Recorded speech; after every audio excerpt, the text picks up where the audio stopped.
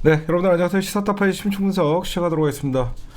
예, 윤석열 씨가 11월엔 영국 가고 12월엔 네덜란드 간다고 저희가 또 해외 순방, 이미 해외 순방을 가면서 썼던 예산은 다 써갖고 추가적으로 또 집행을 했었는데 하나가 또 늘었어요. 또 미국 간대요. 예, 또 미국 하나 또 간대요. 도대체 미국 여행을 얼마나 이렇게 자주 다니시는지. 에이펙 참석으로 해서 미국 샌프란시스코 가신대요 이번에. 영국 국빈 방문 이어서 계속 영국 갔다 또 파리도 가시고요. 예, 돈 펑펑 잘 쓰고 계십니다 지금. 뭐 예산은 줄어들고 있는데 영국 갔다 프랑스 갔다 샌프란시스코가 난리가 났습니다 지금. 예, 원 없이 다니는가 봐요. 김건희랑 또 아니나 다를까 동행을 하고. 샌프란시스코에 15일 날 가고, 그 다음에 또 뭐 영국 갔다가 뭐 이유는 뭐 엑스포 유치하러 간대요. 연말에만 3번 나갑니다. 3번. 출국 금지를 시키든지 해야지. 나갔다 오면 시끄러워지니까. 그 다음에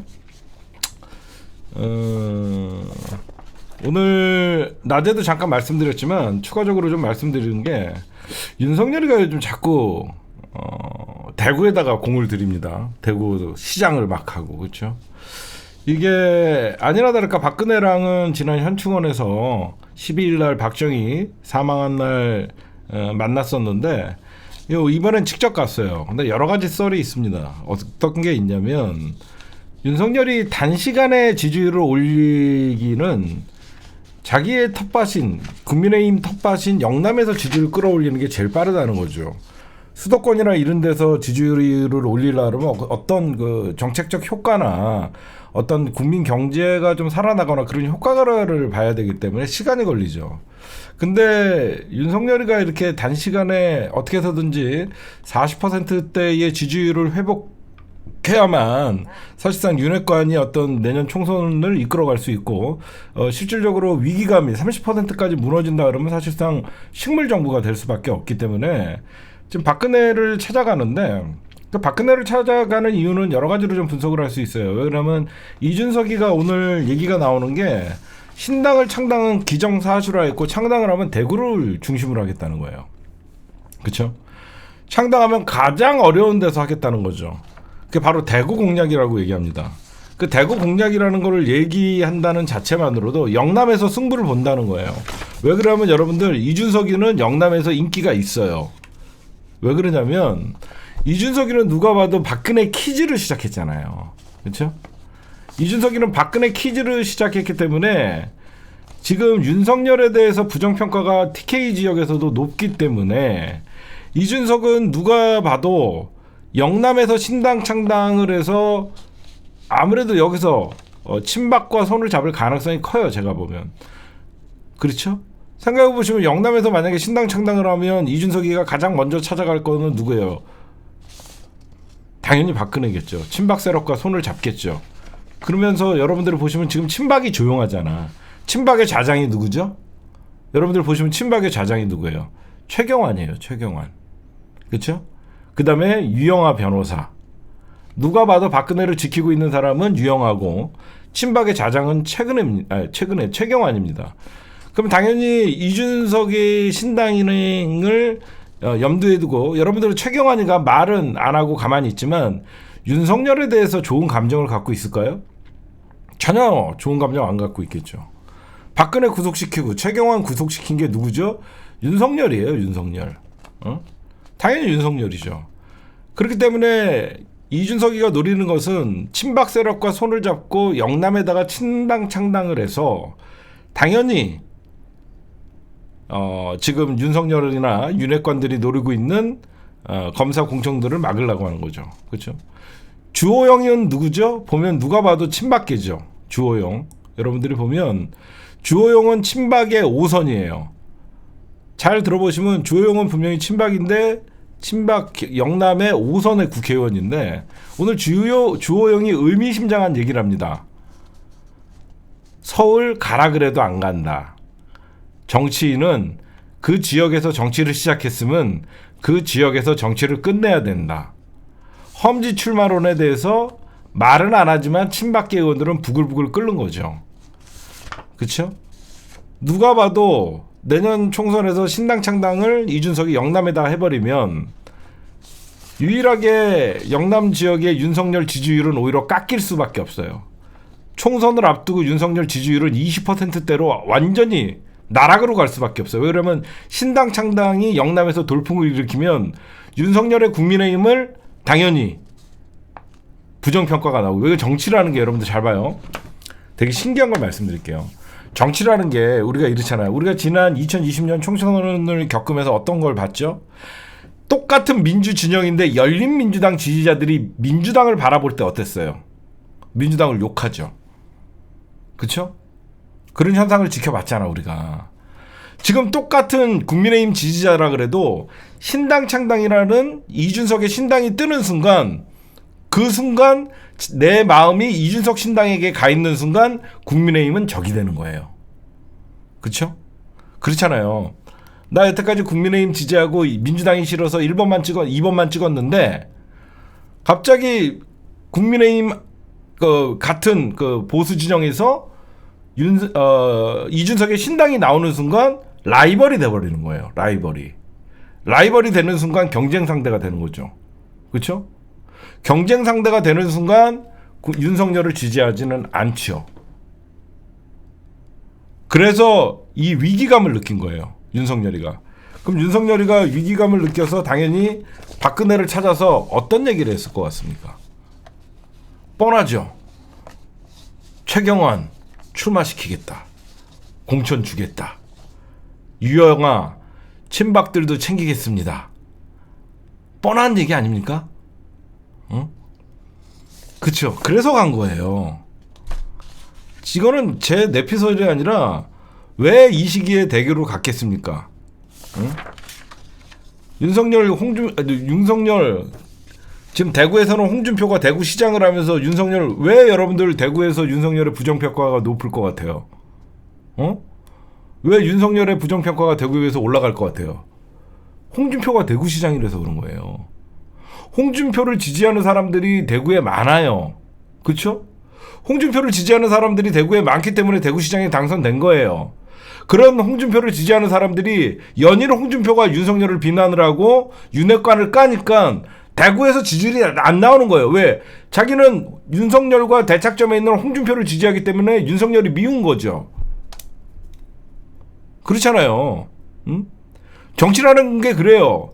내가 똑같은 민주주의라도 나는 이 사람을 지지하는데 안 그래요? 우리 지난 대선에서도 봤잖아요. 똑같은 민주당 당원이라고 하면서도 이낙연 지지자와 이재명 지지자들이 개싸움하는 거. 응? 그래서 여러분들 대구에서 윤석열의 지지율이 안 나오는 거예요. 어떻게 보면 국민의힘 텃밭이기 때문에 윤석열이 아무리 못해도 거기서 막 지지율 70% 나오고 60% 나오고 그게 정상 아닙니까? 근데 어때요? 홍준표는 어떻게 보면 지난 대선에 윤석열이 아니었으면 홍준표가 대선에서 이재명 당대표가 붙을 수 있었잖아요. 응? 홍준표가 연일 윤핵관을 욕하고 윤석열 먹었다 그러고 대놓고 욕하고, 그러니까 이준석과 홍준표가 나란히 윤석열을 비판하고, 이준석은 영남에다가 신당 창당한다 그러고, 홍준표는 절대 이준석 신당에는 참여하지 않겠다. 이거 뭐예요? 자기는 대선을 나가야 되거든. 응? 홍준표는 대선을 나가야 되는 사람 입장이기 때문에 큰 흐름을 보고 결국은 국민의힘이 소멸된다고 예상하는 거예요. 홍준표가 볼 때는 저 국민의힘 간판 이제 내려야 된다라고 생각해서 어떤 신당이든 정계 개편이 일어나면 더 큰 흐름으로 자연스럽게 흡수되든지 병합되든지 할 때 그냥 딸려가겠다는 거예요. 왜? 홍준표는 내년엔 총선에 출마할 이유가 없거든요. 그렇잖아요? 홍준표는 그냥 대구시장하고 내년 총선 지켜보다가 사실상 국민의힘 뭐 50석 60석으로 개멸되면, 사실상 공중분해되면, 더 큰 대안 세력이 나타나면 자연스럽게 홍준표는 그쪽으로 가고, 저는 탈당한 적이 한 번도 없습니다. 그러면서 자연스럽게 나는 갈 수밖에 없습니다. 이러면서 합류하는 거예요. 그래서 지금 윤석열이가 박근혜를 찾아간 이유는 딴 거 아니에요. 달콤한 사탕을 준 거죠. 거기에 당연히 유영하 변호사가 나오고, 그럼 박근혜가 가장 여태까지 믿고 있던 사람들이 누구예요? 최경환. 친박 세력들 공천 몇 명 보장시켜 주겠다. 공천 주겠다 그런 거예요. 이게 무슨 말이냐면 여러분들, 지금 영남 중진 중에 윤핵관들 있죠. 영남 중진들 윤핵관 빠지고 그 자리에 친박 넣어준다는 거야. 내가 볼 때는 이거예요. 그쵸?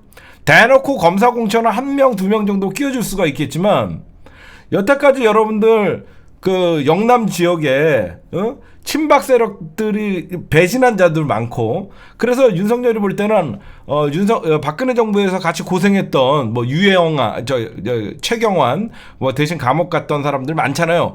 걔네들 주겠다는 거죠. 그렇잖아.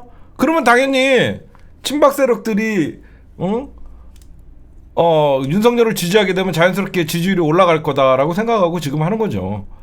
영남에 있는 윤핵관 빼고 친박 세력들 심어주고 거기에 검사들 끼워주면 이준석의 신당이라 이런 것들, 그러니까 절대 친박 세력과 이준석이 손을 못 잡게 하기 위해서 내려간 것이다. 그렇죠? 친박 세력 최경환이나 이런 사람들과 이준석이 손을 못 잡게 하기 위해서 내려간 것이다. 저는 그렇게 분석을 합니다. 그게 아마 맞을 거예요, 여러분들.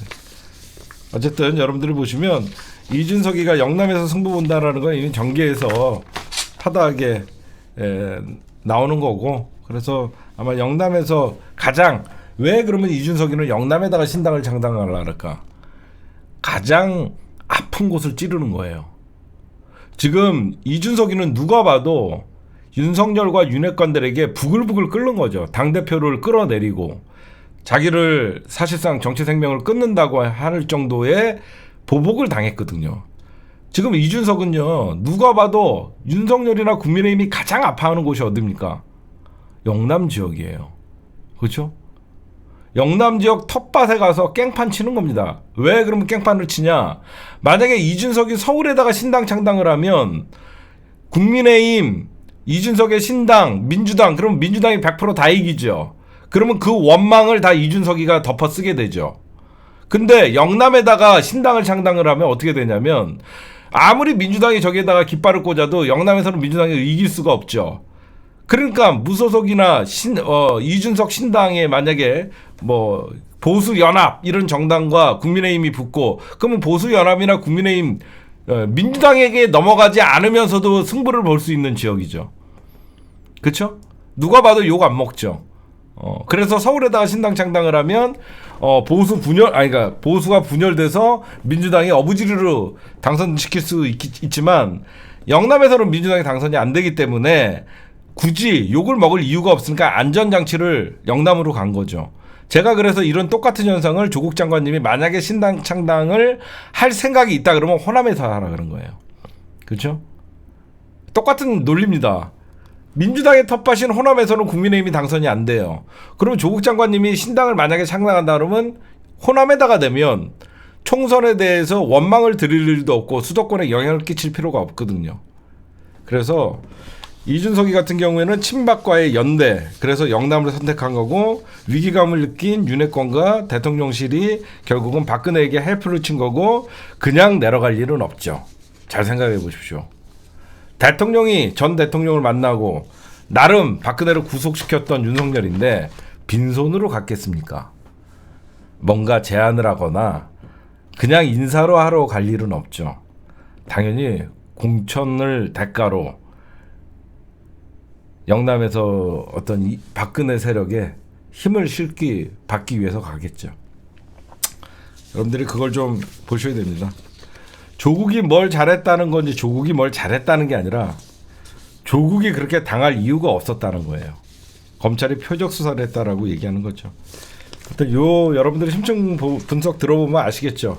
그냥 단순히 영남에다가 신당 창당, 윤석열이가 박근혜를 찾아간 이유, 신당 창당 견제, 그리고 친박 끼얹기, 그렇게 여러분들 보시면 될 것 같습니다. 이렇게 하면 여러분들이 어느 정도 앞으로 전개되는 과정을 보면 여러분들이 아마 보실 거예요.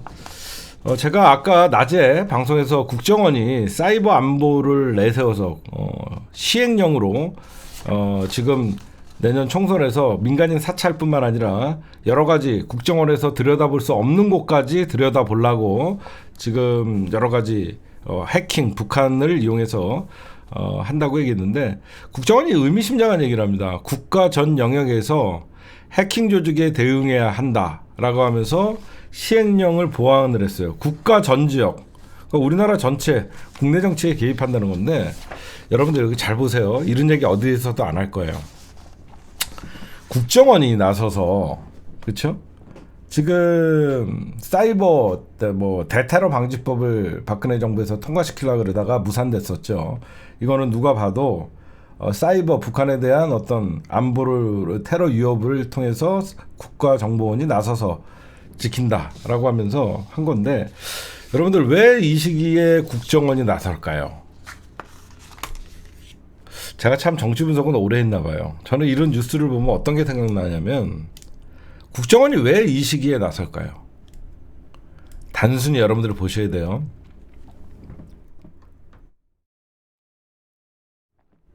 여러분들이 뭘 보셔야 되냐면, 국정원은요, 대가리들만 현 정부에서 심어 놓죠. 국정원은요, 함부로 건드리지 못해요. 그러니까 여러분들이 단순하게 총선 개입이라고 생각하지만, 그 이면의 국정원은 여러분들 대한민국의 최고의 권력기관이라는 자부심이 있어요. 검찰만큼. 그러니까 좀 원론적인 얘기를 해줄게요. 검찰은 누가 정권을 잡아도 자기네 힘을 유지하는 막강한 권력 집단이었죠. 제가 말씀드릴게요. 검찰은 진보가 정권을 잡든 보수가 정권을 잡든 자기네 권력을 유지하는데 엄청난 사실상 기술들이 있죠. 그렇죠? 국정원은 그게 없을까요? 검찰이 가장 두려워했던 게 어느 집단이었죠? 국정원이었죠. 그렇죠? 검찰이 가장 두려워했던 게 국정원입니다.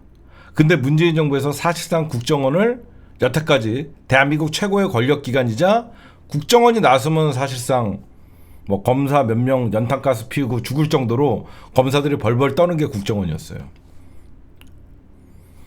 지금 국정원이 제가 볼 때는 말이 윤석열이 국정원 뭐 여기저기서, 저는 그 어떤 정부도, 여러분들이 잘 아셔야 될 게, 그 어떤 정부도 국정원과 검찰을 제대로 컨트롤하지 못합니다. 무슨 말씀인지 아세요? 이걸 이해하셔야 돼요. 그 어떤 정부도 국정원과 검찰을 제대로 컨트롤할 수는 없어요. 당연히 윤석열이가 검찰 출신이기 때문에 자기네 측근들과 검찰은 지금 컨트롤이 가능한 거예요. 국정원은 지금 어떤 짓을 하는 거냐면, 기존의 자기네들의 막강한 권한을 찾기 위해서 윤석열이 가장 위기일 때 국정원의 힘을 키우는 거예요. 이제 이해가 가세요? 국정원이 문재인 정부 때 사실상 국내 정치의 개입을 원천 차단을 하면서 국정원의 부서들을 사실상 해외로 다 돌려버렸잖아요. 이제 이해가 가세요? 국정원은 정말로 검찰보다 더 탄탄한 비밀스러운 더 존재죠. 검사들은 이름이라도 공개가 되지만 국정원 요원들은 이름마저도 공개가 되지 않아요. 그리고 국정원 안에서는 미국과 연대하는 파트도 있죠. 이제 이해가 가세요? 윤석열이 아무리 국정원장을 누굴 지명하고 해도 국정원 내부에서는 국정원장이 컨트롤 되지 않는 부분이 있는 거예요. 그러면 어떻게 보면 국정원 입장에서는 자기네들이 윤석열 정부에서는 검찰이 주도권을 잡고 있었죠. 그렇죠? 검찰이 여태까지 주도권을 잡고 있었잖아요. 문재인 정부 5년 동안 국정원은 사실상 대한민국 최고의 권력기관에서 쭈그러든 그냥 정보기관으로 전락을 했단 말이에요. 근데 지금 국정원 입장에서는 이게 기회죠.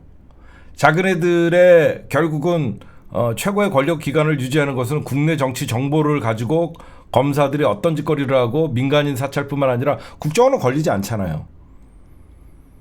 제가 볼 때는 결국 국정원은 윤석열 정부가 내년 총선, 겉으로는 윤석열 정부를 도와주고 물론 그런 것도 핵심적인 사안이 있겠죠. 그러나 결국 지들 힘 키우는 거예요. 그렇죠? 제가 볼 때는 국정원 굉장히 위험합니다. 윤석열 정부에 도움을 주는 척 하면서도 결국은 국정원은 자기네 힘을 되찾기 위해서 국가 안보를 내세우고 북한에 해킹 위험이 있다라고 하면서 윤석열이나 정부의 보고를 계속하면서 국정원 자기네들의 힘을 키우는 거예요. 왜 그러면 국정원이나 옛날에 여러분들 국정원이 바라볼 때는 검찰들은 검사들은 우스개 그냥 껌이었죠. 껌. 그렇죠? 예전에 여러분들 보수 정권에서 여기저기서 검사들 연탄가스 피우고 마트지에서 자살하고 그런 일들이 의문 자살이 얼마나 많이 일어났습니까? 문재인 정부에서 있었어요? 하나도 없었죠. 왜 없었을까요? 오히려 보수라고 하는 자들이 권력을 잡으면 검사들 중에서 스스로 목숨을 끊고 하는 사람들이 많이 남았었죠. 근데 문재인 정부에서는 검사들이 스스로 목숨을 끊는 일이 하나도 없었습니다. 왜 그랬을까요? 아예 국정원이 국내 정치 개입을 차단을 했기 때문에 그 효과로 검사들의 시대가 돼버린 거예요. 이렇게 나가다가는 국정원도 압수수색 당하고 결국 국정원이 검찰에게 당하는 수모를 겪었어요. 국정원 입장에서는 대한민국 최고의 정보기관이 검찰 나부랭이들한테 당하는 거는 그 조직 안에서도 엄청난 타격을 입은 거죠.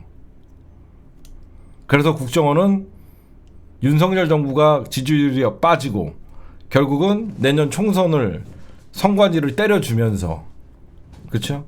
선관위를 때려주면서 자기네들 힘 키우는 거예요.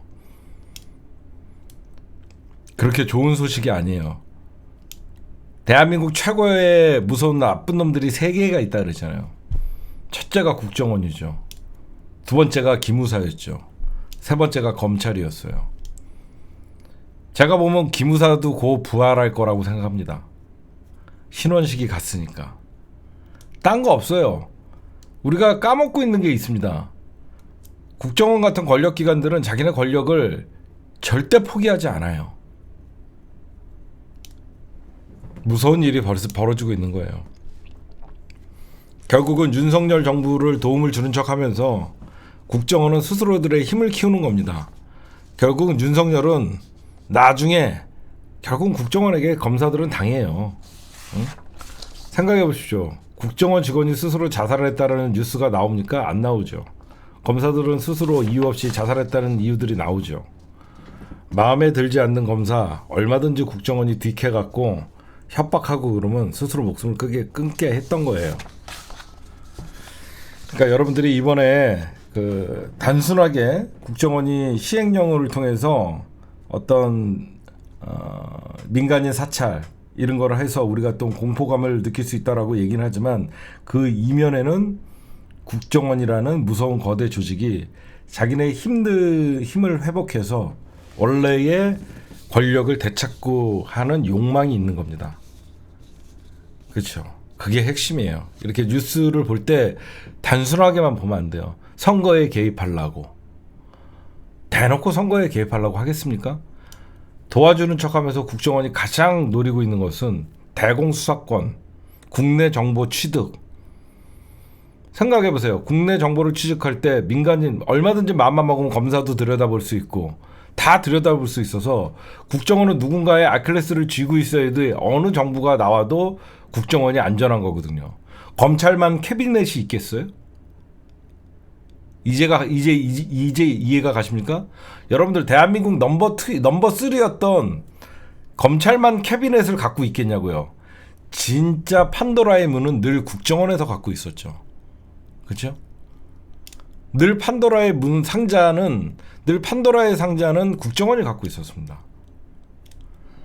자기네 힘을 차지하기 위해서 그런 겁니다. 그러니까 결국은 국정원의 힘이 비대해지면 비대해질수록 국민들은 불안에 떨 수밖에 없는 거예요. 하여튼 저는 이 뉴스의 이면에는 국정원이 스스로 다시 힘을 쌓고 있다. 자기네 힘만 키우려 하는 것이다. 그렇게 여러분들에게 좀 보여드릴 수 있고 아마 이해가 가시죠? 한 면만 보면 안 된다. 그렇게 말씀드리고 그 다음에 이제 민주당 얘기를 조금 해드릴게요. 민주당 얘기를 하고 그 다음에 국힘당으로 좀 넘어가도록 하겠습니다. 오늘 민주당 의총이 있었습니다, 여러분들. 민주당 의총이 있었는데 지금 이동관 탄핵을 얘기가 나왔죠, 의총에서.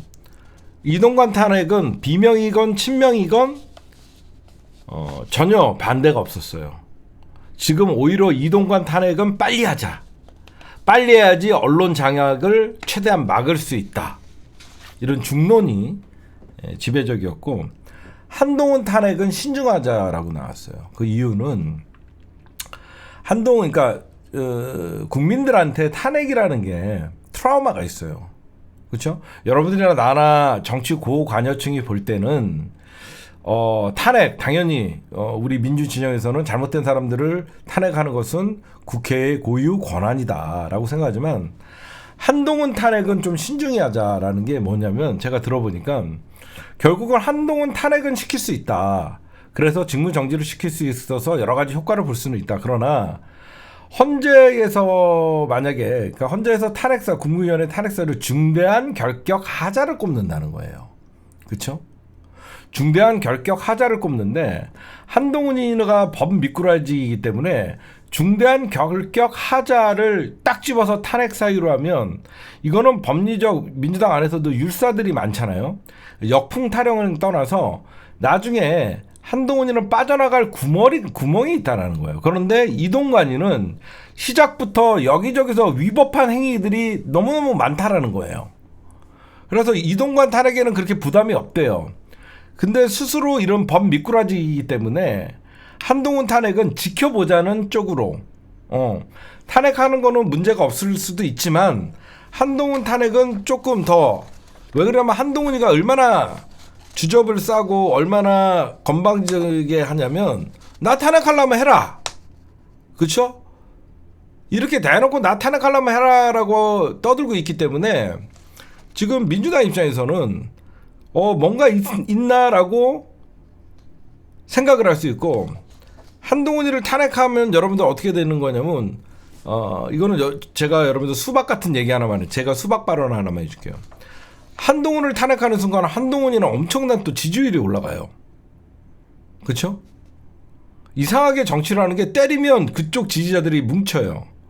그래서 이동관이는 사실 정치인이 아니기 때문에 이동관 정도는 탄핵을 할 수 있지만, 한동훈을 총선을 앞두고 때려버리면 저쪽에서 이제 한동훈을 중심으로 해갖고 올라갈 가능성이 많거든요.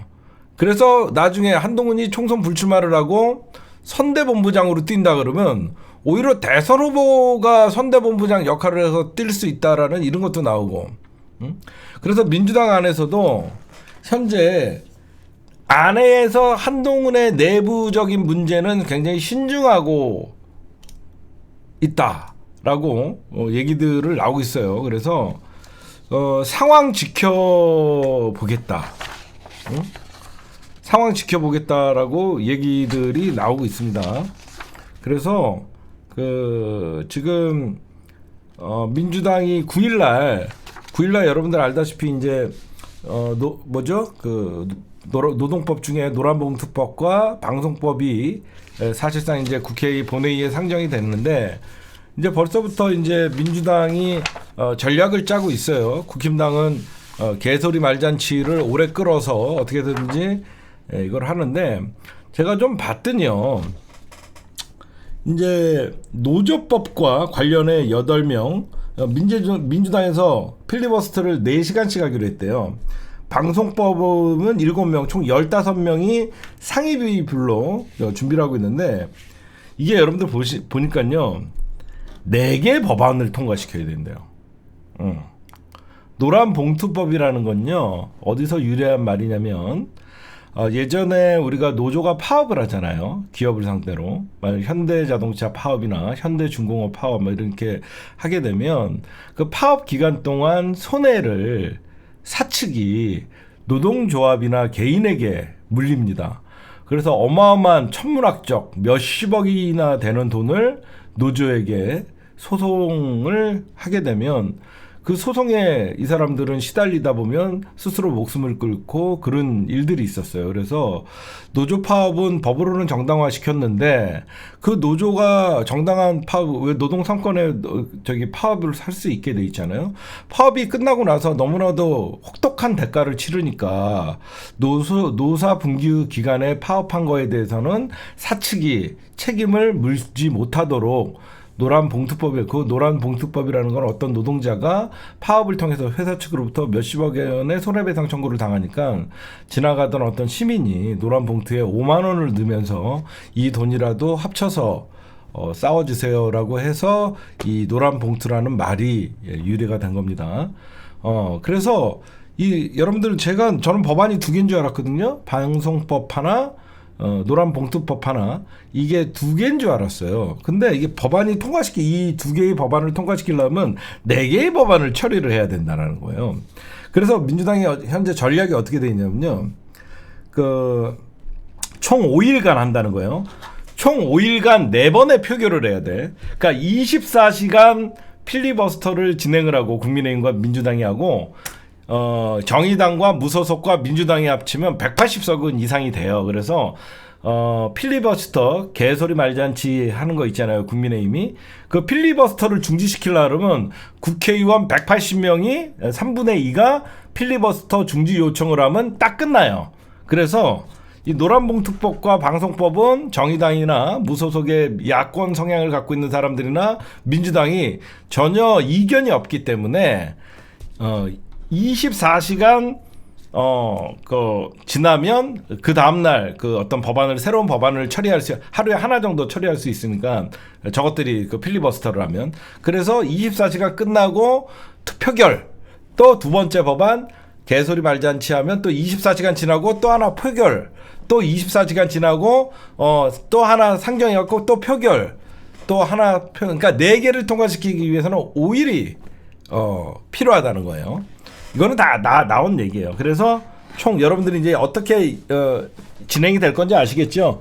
국회 9일날 본회의에 상정되면 이제 표결을 하려고 원래는 표결을 해야 되는데 저쪽에서 필리버스터 신청하겠습니다라고 하면 그 시간부로 이제 24시간이 지난 다음에 민주당과 야권들이 모여갖고 필리버스터 중지 요청을 하면 중지가 되면 투표를 하고 또 그 다음 법안 이렇게 된다. 여러분들이 드리면 될 것 같습니다. 그러니까 민주당이 의총에서 나온 내용들을 굉장히 조심스럽게 다루고 있어요. 지금 여러 가지 검사 탄핵 있죠. 만약에 검사 탄핵 과정에서 제가 보면 이정섭 검사는 탄핵하기 충분합니다. 그래서 민주당이 4명의 검사를 탄핵을 하려고 지금 보고 있는데 이거는 상황을 좀 예의를 주시한 다음에 민주당이 나설 것이다. 여러분들이 이렇게 좀 봐주시면 될 것 같습니다. 요건은 이제 이해가 가시죠? 무조건 여러분들 저도요. 저를 좀 이해해 주시기 바랍니다. 저는 딴 거 없어요. 국민의힘이 내년 총선에서 단 한 석이라도 덜 가져가게 하는 게 제 목표예요. 그래서 제 마음 같았으면 민주당 비응신 새끼들아 그러니까 맨날 질질 끌려다니지. 정치는 타이밍이야. 지금 빨리 탄핵을 해야지. 어떻게 이렇게 얘기하고 싶어요. 진짜 이렇게 얘기하고 싶은데 그렇게 못하는 이유도 우리가 민주당 이재명 당대표와 지도부를 조금은 이해를 하자고요. 모든 유권자가 우리 같은 생각을 갖고 있지는 않거든요. 그렇잖아요. 그래서 저도 여러분들에게 속 시원하게 지금 검사 탄핵 안 하면 민주당 비응신이다 이렇게 하면서 민주당을 욕하고 민주당을 비판하고 싶지만 이재명 당대표도 많은 고뇌를 할 것이고 민주당 지도부도 중도라는 사실 저는 예전에는 중도도 없다라고 생각했어요. 한때는. 저는 예전에는 중도도 없다라고 생각했고 중도는 힘 있는 자들에게 기울 거라고 생각했는데 제가 20대 요즘에 20대 30대들을 보면서 중도가 존재한다는 것을 제가 느꼈어요. 제가 진짜로 제가 불과 10년 전만 해도 저는 중도는 존재하지 않는다. 중도는 대세를 따르는 사람들이다 라고 생각한 적이 있는데 새로운 MZ세대가 나타나고 20대 30대들을 보면서 제가 느낀 게 중도는 존재한다. 얘네들은 이념도 중요치 않다. 내 삶이 누구에게 도움이 되는 그리고 뭔가가 공정하지 못하다고 생각하면 민주당이건 국민의힘이건 그런 정치인들을 혐오하고 지지하지 않는 사람들이다.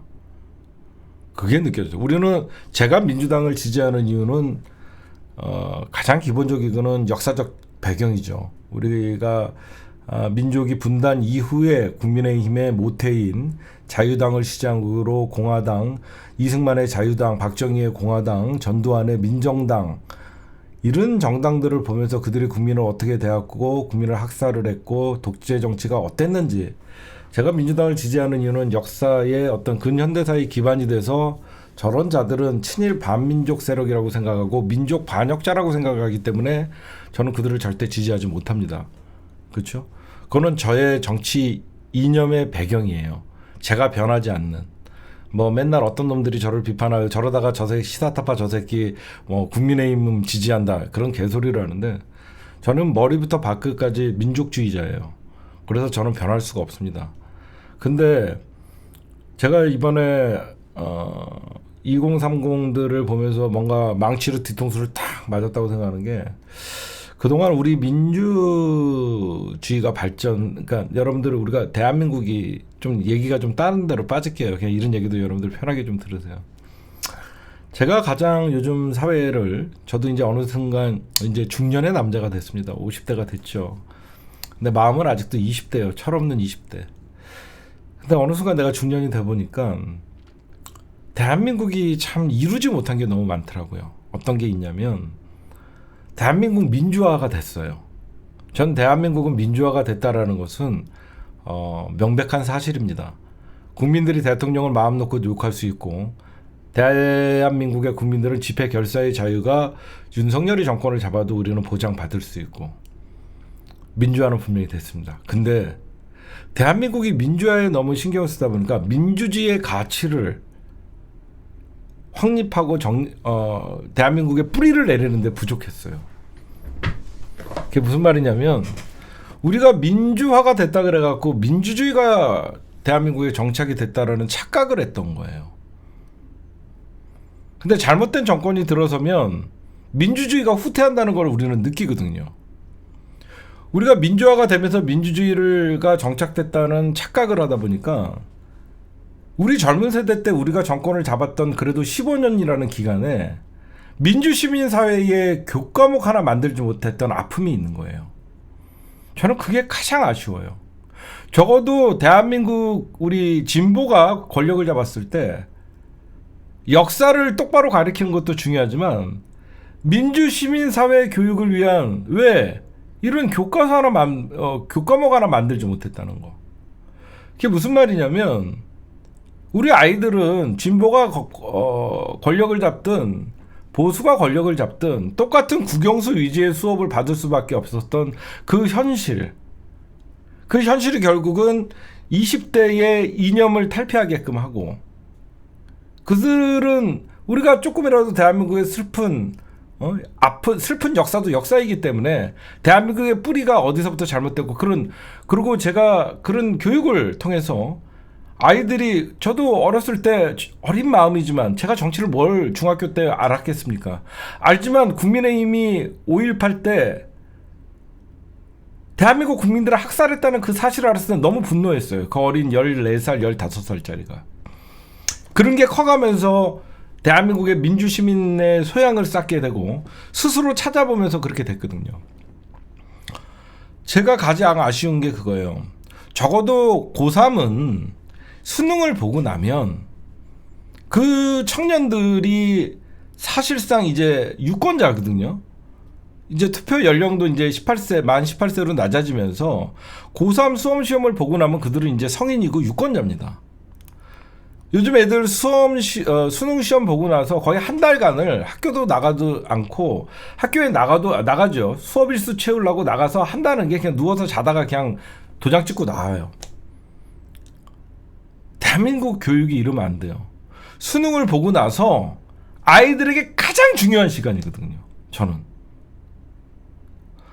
저는 정말로 아이들은 수능 보고 나서 모든 게 끝났다고 생각하지만, 수능이 끝나는 순간 대한민국 고3은 가장 중요한 한 달이에요. 뭐냐? 모두가 서울대를 갈 수는 없어요.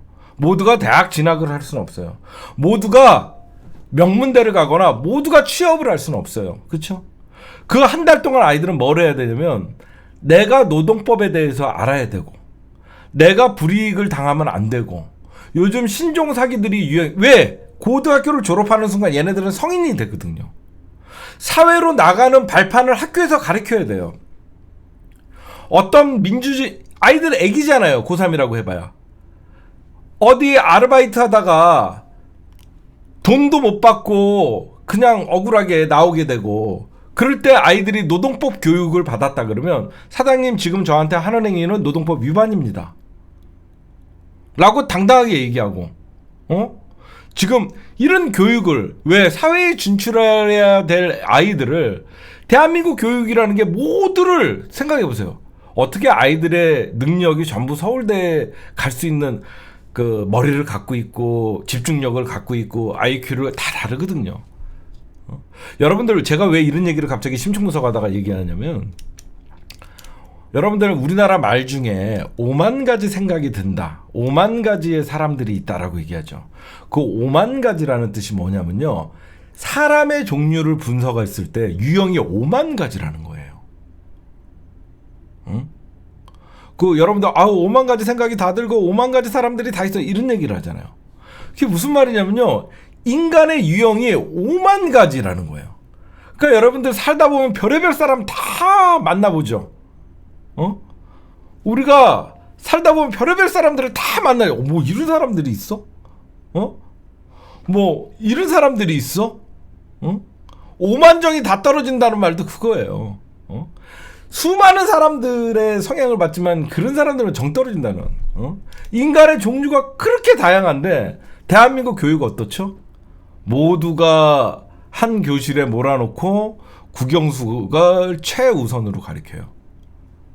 대한민국 입시 자체가 서울대를 목표로 하고 모두가 서울대 입시 교육을 받는데 어떻게 그 아이들이 그 다 따라가고 똑같은 능력을 발휘합니까? 제가 그래서 정말 말씀드리고 싶은 게 갑자기 이런 얘기를 해서 죄송한데 우리나라의 어떤 그 진짜 지금 곧 있으면 수능이죠. 그렇죠? 곧 있으면 수능인데 수능이 끝나고라도 나중에 우리가 정권이 잡으면 민주시민으로 가는 교육이라는 교과목이라도 하나 만들든지 특별히 아이들 수능 끝난 다음에 사회에 아이들이 무방비로 나가는 거잖아요. 그렇잖아? 이제는 얘네들은 미성년자나 청소년이 아닌 이제는 사회 성인 대접을 해야 되는데 어디 가서 보이스피싱이 뭔지 밖에 나가면 요즘 신종 보이스피싱이 이런 것이고 다단계가 이런 것이고 조심해야 된다. 학생들도 마찬가지거든요. 왜 여러분들 우리 대학교 여러분들이나 나나 우리 학창 시절 대학교 시절에 왜 여러분들 어디죠? 다단계 끌려가고 그런 줄 아세요? 이런 교육을 한 번도 못 받았거든요. 왜 대학생들이 여러분들 이상한 신천지에 끌려다니고 도를 아십니까? 가갖고 제사 지내고 3만 원 삥 뜯기고 나오고 왜 그래요? 학교라는 울타리 안에서 단 한 번도 벗어나지 못한 애들이 이 거칠은 사회에 나갈 때 가장 사기 당하기 쉽고 어디 가서 이용당하기 쉽고 그런 거예요. 저도 여러분들 군대 갔다 오고 군대 갔다 온 다음에 바로 끌려가는 게 다단계였잖아요. 그래서 저는 갑자기 제가 드는 얘기가 적어도 우리가 아이들에게 민주시민으로서 부정함에 대해서 왜 민주시민 교육이 중요하냐면요. 부당함에 대해서 대항할 줄 아는 거.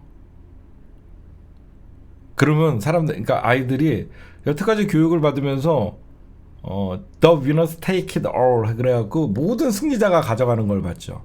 반에서 1등은 선생님한테 칭찬을 받고 상장을 받고 늘 아이들이 교육을 받으면서 패배 의식에 젖어갖고 12년을 다니는 거예요. 공부 못한다는 이유로. 그렇잖아? 나중에 인생은 어떻게 될지 모르는데. 근데 제가 보면 그런 아이들이 결국은 학교에서 그렇게 주눅 들고 나와서 사회로 나오면 삐딱아니 될 수도 있고. 그래서 이 민주시민사회 교육이 왜 필요하냐면요. 정당하지 않은 일에 대해서 저항할 줄 아는 스스로의 생각을 깨우쳐주게 하는 거죠. 근데 아이들이 그 민주시민 교육을 받고 사회로 나온 애들은 경찰에 진압, 잘못된 정책, 보는 눈이 생긴다는 거예요. 이해 가세요? 이런 교육을 어렸을 때부터 받는 것은 아이들을 학대하면 안 된다. 청소년도 권리가 있다. 공부도 나는 인간의 존엄성을 갖고 태어난 대한민국 시민이다. 시민의 권리가 있다. 이런 걸 자꾸 가리키고 주입시키면 아이들이 세상에 나왔을 때 부당한 권력에 맞서는 시민이 자연스럽게 되는 거예요. 그래서 윤석열의 정부가 경찰이 무력 진압이나 폭력 진압 또는 말도 안 되는 법으로 학생들을 통치하려고 할 때 자연스럽게 젊은 층들이 분노하게 되는 거예요. 근데 우리는 12년 동안 오로지 국영수에 매달려 갖고 공부 잘하는 애, 공부 못하는 애, 서울대 가래, 연고대 가래, 거기 끼지 못하면 아이들은 낙오자가 되고 그 어떤 시민 의식보다는 패배 의식에 젖어갖고 사회로 나오는 거죠. 그래서 저는 우리 젊은 층들의 보수화라고 생각하지 말고 젊은 층들이 민주주의라는 가치에 대해서 잘 모르기 때문에 모르고 사회에 나오니까 이념보다는 현실주의가 되는 거죠. 결국은 사회가 민주화가 되고 사회가 민주화는 됐지만 민주주의가 그러니까 왜 민주주의라는 것은 힘 있는 자라 그래서 힘 없는 자를 무려 함부로 대하지 못하고 어떤 그 돈의 권력으로 없는 자들을 업신여기면 안 되고 그렇죠? 그래도 대한민국에 여러분들 알다시피 우리가 사법부로 가면 눈을 감고 이렇게 종을 들고 있잖아요. 그렇죠? 그건 뭐냐? 지위고하를 막론하고 재판만 사건만 열심히 평등을 주장하는 거잖아요. 그렇죠? 저울에 이렇게 눈을 가렸단 말이에요. 근데 대한민국 현실은 그렇지 않잖아요. 유전무죄, 무전유죄. 힘 있는 자들은 죄를 받지 않고 힘 없는 자들은 죄를 받고. 그렇죠? 그래서 제가 정말로 나중에 내가 대통령이 되면 게테르타가 되면 국영수를 없애버릴 거예요. 국영수를 없애야지 대한민국이 삽니다. 알아서 선택 과목을 해야 되는 거예요. 국영수를 국어는 필수. 영어와 수학을 선택 과목을 만들어야 되는 거예요. 나는 평생 영어 쓸 일이 없는데 내가 왜 굳이 영어를 배워야 돼? 안 그래요? 국어는 국어니까 배워야 되지만 영어 수학을 선택 과목으로 만드는 나라가 되고 역사와 사회 이런 과목들을 필수 과목으로 만드는 그런 교육이 이루어져야 되는 거예요. 그렇잖아요. 왜 필수적으로 사회에 나가고 기본적인 소양을 가져야 되는 이런 과목들이 뒤쳐져 있고 영어 수학자를 여러분들 더하기 뺄셈만 하고 곱하기 나누기만 할 줄 아는데 여러분들 지금 미적분, 인수분해 우리가 살면서 씁니까? 응? 쓰냐고. 내가 영어가 필요하면 내가 알아서 나가서 공부할 수 있잖아요. 그렇죠? 내가 영어하고 다녀갖고 영어 공부할 수 있는 거고 내가 굳이 수학에 관해서 관심이 있다 그러면 내가 수학교육과를 가면 되는 거고 대학에서 자기는 어렸을 때부터 수학이 정말로 공부를 하고 싶다 그러면 수학을 내가 선택 과목으로 선택하면 되는 거고 대한민국 교육 어렵지 않아요. 영어 수학으로 선택 과목으로 해갖고 모든 가중치를 똑같이 자기가 선택한 과목에서 기준점을 잡는다 그러면 공부 못하는 애가 공부 잘하게 되는 거죠. 어떤 애는 나는 역사가 너무 재밌어. 근데 영어 수학은 빵점이야. 나는 사회 과목이 너무 재밌어. 근데 영어 수학은 빵점이야. 너무너무 이게 좋은 거 아니에요? 응? 그래서 대한민국의 정치개혁은 영어 수학을 선택 과목으로 만들면요 대학에서 영어 수학만 뽑아가는 그런 사태가 벌어지지 않아요. 응? 그리고 전체적으로 제가 어떻게 하다 보니 내가 교육개혁에 대해서 얘기하는데 그리고 대한민국의 교육 평준화 어렵지 않습니다. 국공립대학을 늘리면 돼요. 지금 대한민국의 국공립대의 비율이 한 20%밖에 안 됩니다. 사립대로 국가가 국립대로 바꿔야 돼요. 결국은 사학계 대한민국 좀 역사 얘기 좀 할게요. 죄송해요. 심층분석 조금 이따 하고. 대한민국이 이렇게 보수화 사회가 되고 대한민국이 이렇게 보수화 사회가 되고 대한민국의 반민족 행위자들, 민족을 반역한 자들이 대한민국의 기득권이 되는 그 가장 그 배경이 이 사학이에요. 사학. 대한민국이 해방된 다음에 일본에 하사받은 돈이나 일본에게 부역했던 자들이 어마어마한 부를 가지고 그 돈을 결국은 사학을 짓는다 그러면서 모두 면죄부를 받았어요. 그래서 이화여대의 김한란, 고려대의 누구죠? 김 누구, 연대의 누구, 서울, 이해가 가세요?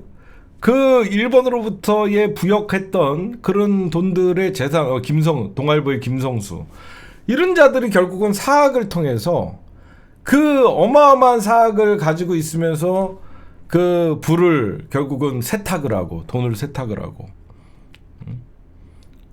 그래서 이 사학을 빨리 국립화시키든가 아니면 대한민국에서 사학 국립대학을 80%가 돼야 돼요. 하여튼 제가 여러분들에게 말씀드리고 싶은 것은 대한민국에 무슨 얘기하다가 갑자기 일로 뺐죠? 죄송해요. 갑자기 대한민국 20 중도 얘기하다가 일로 빠졌어요.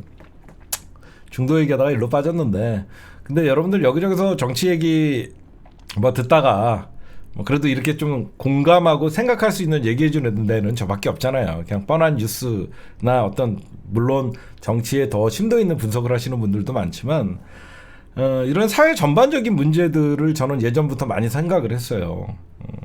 사회 전반적인 문제, 우리 사회가 뭐 어디서부터 잘못됐나, 그 기본적인 원인을 좀 찾고, 그렇죠? 좀 원인을 찾고 개선을 해야지 우리가 정권을 다시는 저들에게 입으로만 뺏기지 않는다, 그렇죠? 입으로만 우리가 저들에게 정권을 뺏기면 안 된다라는 말이 아니라 정권을 뺏기지 않기 위해서 우리가 과연 준비를 했을까? 그렇잖아요? 우리가 과연 뭐 도덕교육이나 역사교육 나중에 우선, 우리가 과연 저들에게 정치를 뺏기지 않기 위해서 민주정권이 15년 동안 집권을 했을 때 과연 미래 세대의 를 위해서 뭔가 투자를 했었냐? 없었다는 거죠. 그렇죠? 똑같잖아요. 김대중 정부나 노무현 정부나 문재인 정부나 아이들 수능 보고 국영수 위주로 하는 거, 그 어떤 것도 못했잖아요. 오로지 선거 때문에, 선거에 영향이 있을까 봐. 그래서 제가 딱 6개월만 집권하겠다는 거예요. 나는 다음이 없거든. 나는 다음이 없기 때문에 딱 모든 건, 개혁은 전광석화 같이 6개월이면 다 바꿔, 대한민국. 6개월이면 딱 바꿔. 그래서 하여튼 멀리 보면 20대의 보수화는 그만큼 민주시민의 소양이 없어서 그렇다. 물론 모두가 그렇다는 게 아니에요. 그러니까 민주화가 됐고 민주주의라고 착각에 빠져 있기 때문에 그 자체를 아이들이 이해를 못한다. 우리가 사회에 나왔을 때 20대 아이들이 겪는 부당함, 반민주적인 형태, 그거에 분노할 줄을 모른다는 거예요. 제가 가장 아쉬운 거는 민주시민의 교육을 받은 우리 청년들이나 부모들에게 교육받은 애들은 20대더라도 분노가 있어요. 부당함에 대한 저항, 분노가 있는데 그 자체를 모른다는 거예요. 그냥 지금은 민주주의고 국힘당이 정권을 잡아도 민주주의, 그 다음에 민주당이 정권을 잡아도 민주주의라고 이런 착각에 빠져 있다 보니까 그냥 내 삶이 어느 정당이 더 나에게 달콤한 공약을 하고 이익이 될 것이냐, 그거를 보는 거죠. 하여튼 그런 게 좀 아쉽다는 거예요, 제가 보면. 하여튼 그거는 좀 아쉽고, 그거는 우리가 좀 더 나가야 되는데, 한동훈 얘기하다가 이쪽으로 나왔죠, 여러분들. 지금 민주당이 한동훈 탄핵 대신, 아까 제가 한동훈 탄핵은 상황을 지켜본다 그랬죠. 민주당이 뭐냐면, 민주당이 참 전략을 잘 짰어요, 이번에. 아까도 여러분들에게 제가 시원하게 한동훈 탄핵 가야 된다, 뭐 이렇게 이정섭 탄핵시켜야 된다 얘기를 할 수 있지만, 민주당이 이번에 벼르고 있는 게 있습니다. 뭐냐, 이번에 제가 엊그저께 방송에서 내년에 특활비가 1237억 정도가 배정이 됐다, 대통령실에서. 그렇죠?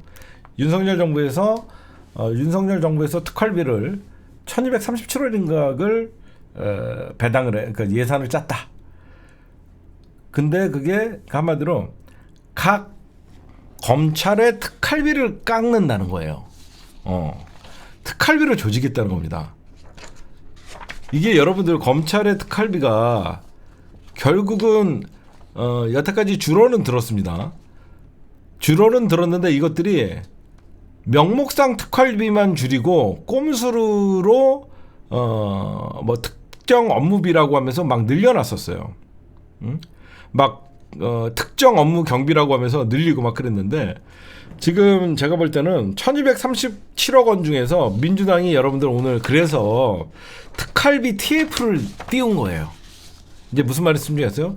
경찰에 들어가는 특활비, 국정원에 들어가는 특활비, 대통령실에 들어가는 특활비, 법무부에 들어가는 특활비 이런 것들을 꼼꼼하게 보겠다 그래갖고 민주당이 이번에 띄운 게 그 TF예요. 이제 이해가 가세요?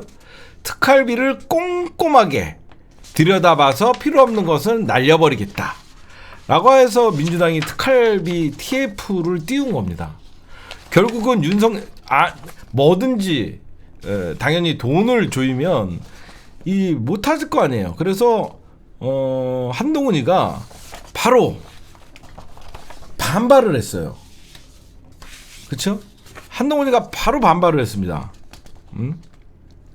현미경 특수활동비 현미경 심사를 하겠다라고 하면서 특활비를 TF를 띄우니까 이원석이가 국감에서 이런 얘기를 해요. 검찰총장이 검사들이 밤늦게까지 일하기 때문에 특활비를 통해 일종의 경력금을 주겠다고 얘기를 했던 것을 보고 놀랬다는 거예요. 늦게까지 일하면 검찰총장이 특활비를 돈으로 막 뿌리는 거예요. 만약에 여러분들 일반 공무원들이 밤늦게까지 일한다고 그 기관장이 돈을 갖고 와서 직원들한테 돈 날아주면요 배임 횡령으로 검찰에 끌려가요. 그쵸? 제 말 틀려요? 아니죠? 일반 기관장이 돈 빼갖고 와갖고 열심히 일하는 직원들 사기 살려준다 그러면서 돈 나눠주면요 검찰이 압수수색 해갖고요 배임 횡령으로요 그냥 끌려가요. 근데 검찰총장이라는 제가 국정감사에 나와서 밤늦게까지 일하는 검사들에게 특활비를 통해 일종의 지네들은 경력금이라고 해요. 말도 안 되죠. 근데 특활비는 계속 진행이 됐는데 자료를 안 내. 그래서 이번에 민주당이 한동훈 탄핵듯이 그래 니네 엿먹어봐라 엿먹어봐라 라고 하면서 겉에서는 한동훈 탄핵은 보류다라고 얘기하면서 실질적으로는 특활비 돈으로 왜 그러면 이게 바로 의석수의 깡패죠. 엿먹어봐라 라고 하는 거고. 그래서 여러 가지 이제 한동훈 얘기가 나옵니다. 지금 아마 한동훈이가 여기저기서 여러분들 시뮬레이션을 돌려볼 거 아닙니까? 한동훈 씨가 출마해서 당선될 가능성은 강남과 영남밖에 없어요. 한동훈은 벌써 여러분들 제가 취재를 해보면 후임 법무부 장관을 물색하고 있다는 소리가 나와요. 진짜로. 이거는 제가 말씀드리는데 지금 여의도나 검찰 여의도나 이쪽에서 나오는 소리가 후임 법무부 장관을 물색하고 있다라는 소리들이 나옵니다. 그렇죠? 그건 무슨 말이냐면 한동훈이는 내년 총선에 출마한다는 거예요. 그럼 한동훈이가 강남 3구에 만약에 자기네 지역구인 서초구나 이쪽에 출마하면 윤핵관 욕 먹겠습니까? 안 먹겠습니까? 이건 대놓고 못합니다. 그렇죠? 한동훈이가 강남에 출마해갖고 국회의원 배지단다 그러면 이준석이가 더 노발대발하고 비핵관들이 당연히 가만두지 않겠죠. 당연히 이거는 역시 윤핵관의 검사공천이다라는 얘기밖에 안 나오겠죠. 어떤 얘기가 나오냐면 한동훈을 비례로 돌리고, 그렇죠? 한동훈을 비례로 돌리고 한동훈을 3대 본부장으로 시킨다는 게 가장 유력합니다. 아마 여러분들이 보시면 한동훈을 비례로 돌리고, 그러니까 그렇게 하면 지역구 싸움이나 어디를 갔다 이런 얘기를 들지 않겠죠.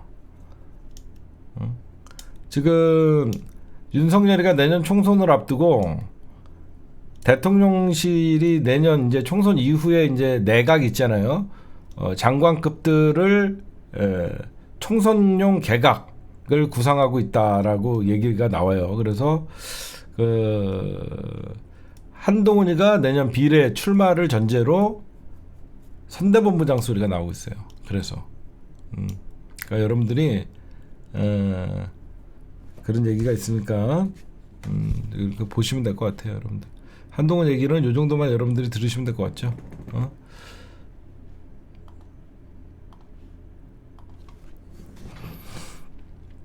나 이 얘기하면 잡혀갈까? 이거 농담이에요.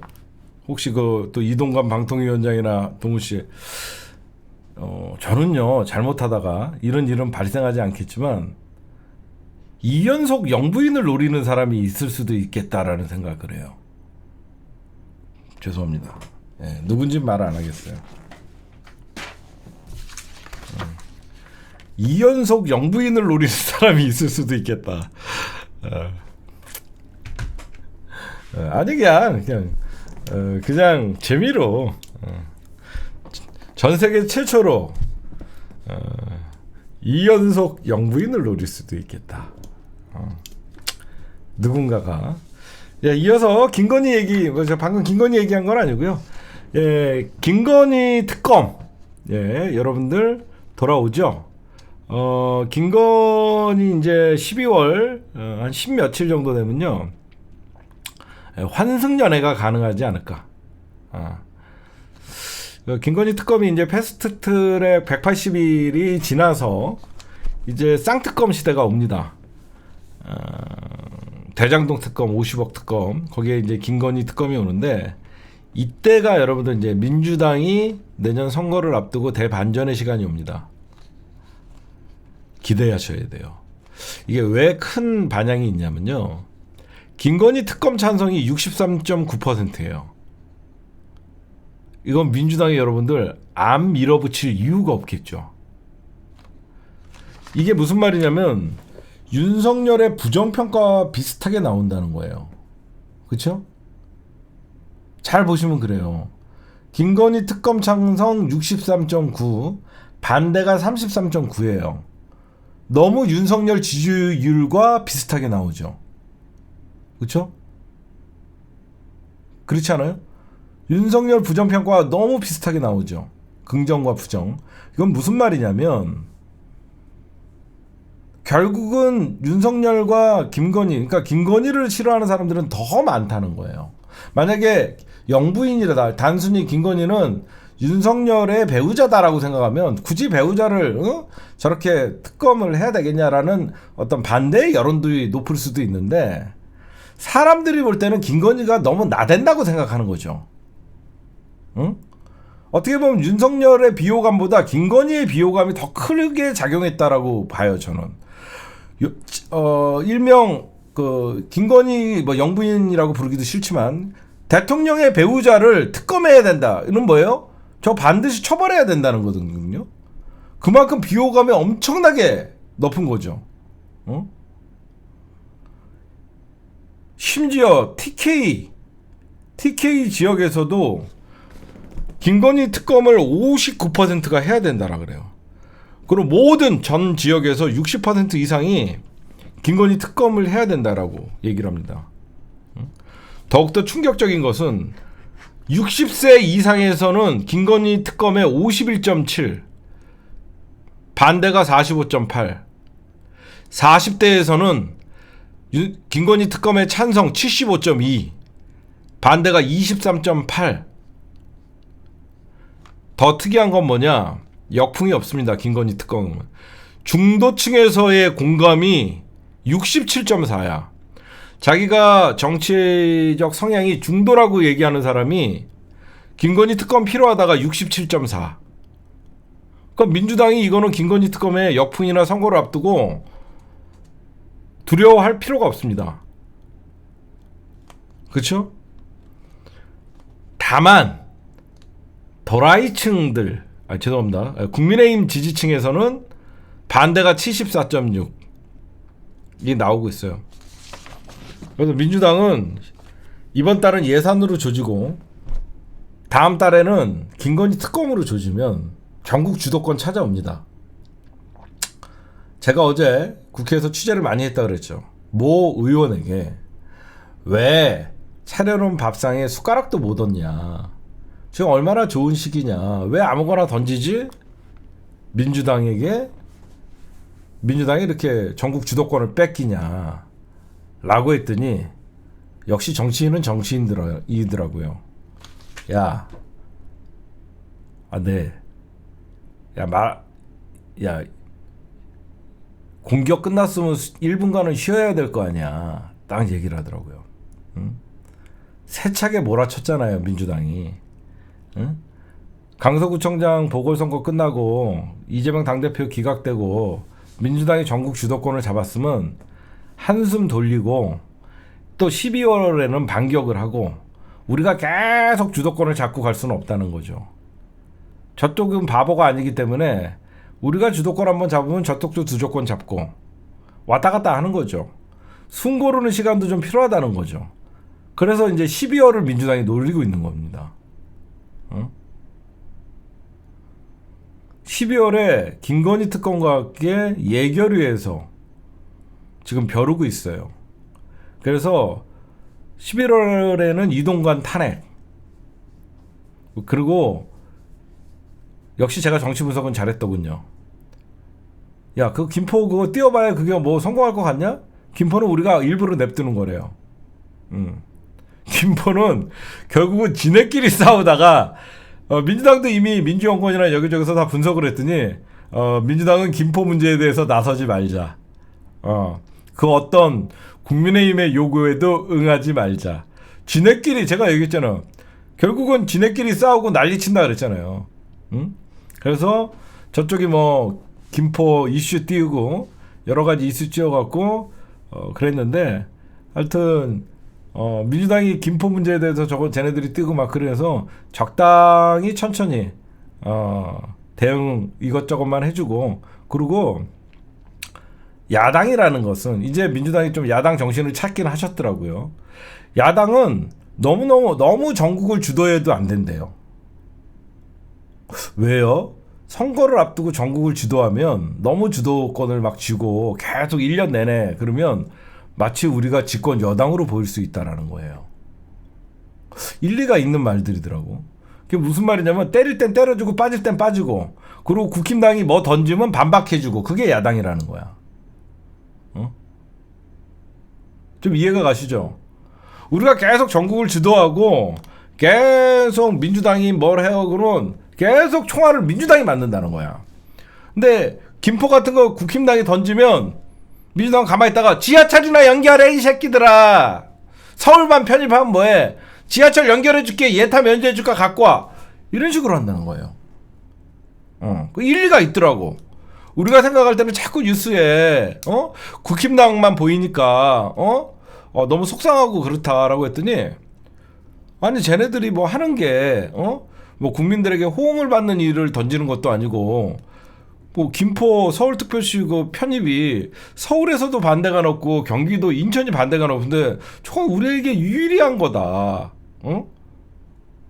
라는 얘기들을 하더라고요. 그래서 민주당이 너무 나서는 모습을 하면 민주당이 오히려 책임을 져야 되는 모습이 보여지고, 그래서 민주당은 민생 현안 뭐 이런 것들에 대해서 올인하는 것 같고, 12월 되면 특검, 그리고 민주당이 국조 이런 것들, 민주당이 여러분들 국조 뭐뭐 하기로 했냐면요, 우송 지하 참사 그거랑 최상병 그거랑 방송 이동관 방송통신위원회 요 세 개라고 김건희 로드를 살짝 뺐어요. 민주당이 김건희 로드를 뺀 이유는 김건희 특검이 다가오고 있기 때문에, 하여튼 그때 여론몰이를 좀 하려고 김건희는 또 다른 의혹이 있다라고 또 그때 특검을 만약에 발의를 할 수도 있죠. 김건희 특검의 도이치모터스 주가 조작 특검의 어떤 그 성향을 보고 그렇게 전략들이 꽤 있더라고요. 총수님이 달라졌어요. 제가 점점 보수화돼 가고 있어요. 저는 선거철만 되면 보수화돼요. 저는 선거철만 되면 좀 보수화되니까 좀 이해를 해주세요. 알겠죠? 나는 국민의힘은 이겨야 되니까 평소에는 완전 이쪽 좌측에 이렇게 저는 밥을 먹어도 이렇게 먹어요. 밥을 먹어도 좌측을 보고 숟가락도 왼쪽으로 하고. 근데 선거철만 되면 제가 약간 보수화될 수밖에 없어요. 그러니까 여러분들이 이해를 좀 해주세요. 괜히 뭐 민주 유튜버들 뭐 이런 망발했다 막 이런 것들을 조심해야 되고 하여튼 선거는 그 어떻게 해서든지 민주 진영은 단결을 하고 중도가 끌어들일 수 없는, 지난 대선 때 우리가 밥가리 하듯이 선거는 절박해야 되거든요. 그래서 민주당이 이기기 위해서는 우리가 좀 선거 때만 되면 제가 보수화돼요. 타파님 보수 유튜버 되면 안 돼요. 아까 내가 얘기했잖아. 내가 선거 때 되면 민주당은 우클릭하고 국민의힘은 좌클릭하잖아. 이해하세요? 선거 때만 되면 민주당은 우클릭하고 국민의힘은 좌클릭하잖아. 그래서 선거 때는 전략적으로 가야 되기 때문에 여러분들 그걸 좀 아셔야 된다. 그래서 12월에 김건희 특검 찬성 여론이 높고 TK에서도 그렇기 때문에 이게 아마 굉장히 핵폭탄급이라고 저는 생각하는 게, 윤석열은 김건희 특검을 못 봤죠. 여러분들 김건희 특검이 여러분들 올라갔어요. 김건희가 가만히 있겠어요?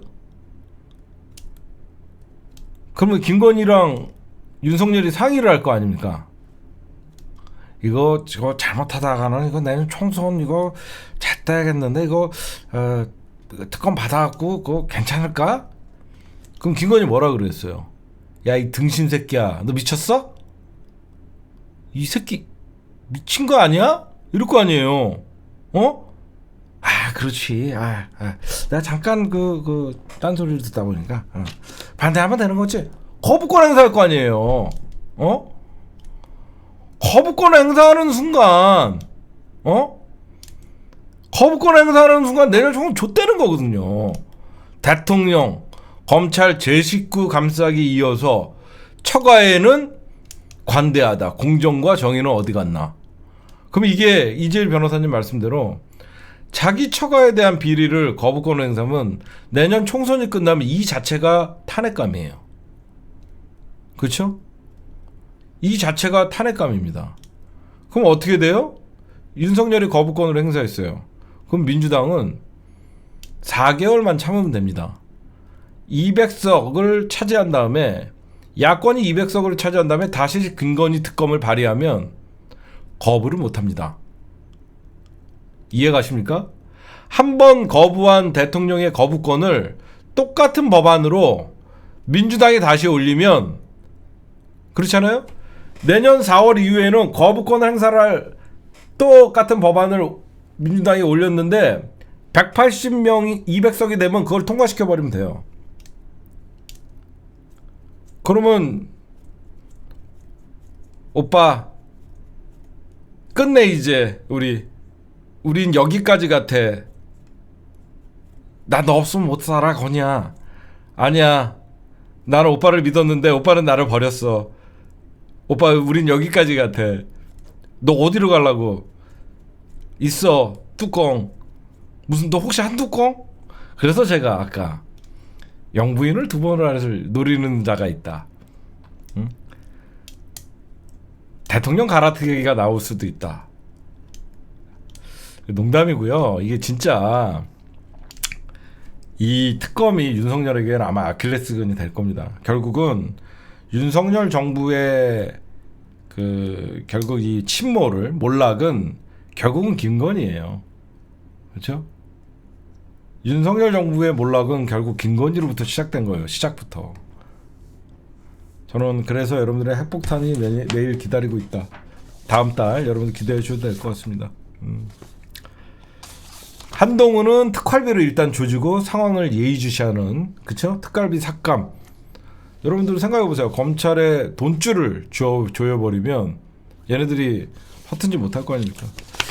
네, 오늘 1부는 요 정도고 그 다음에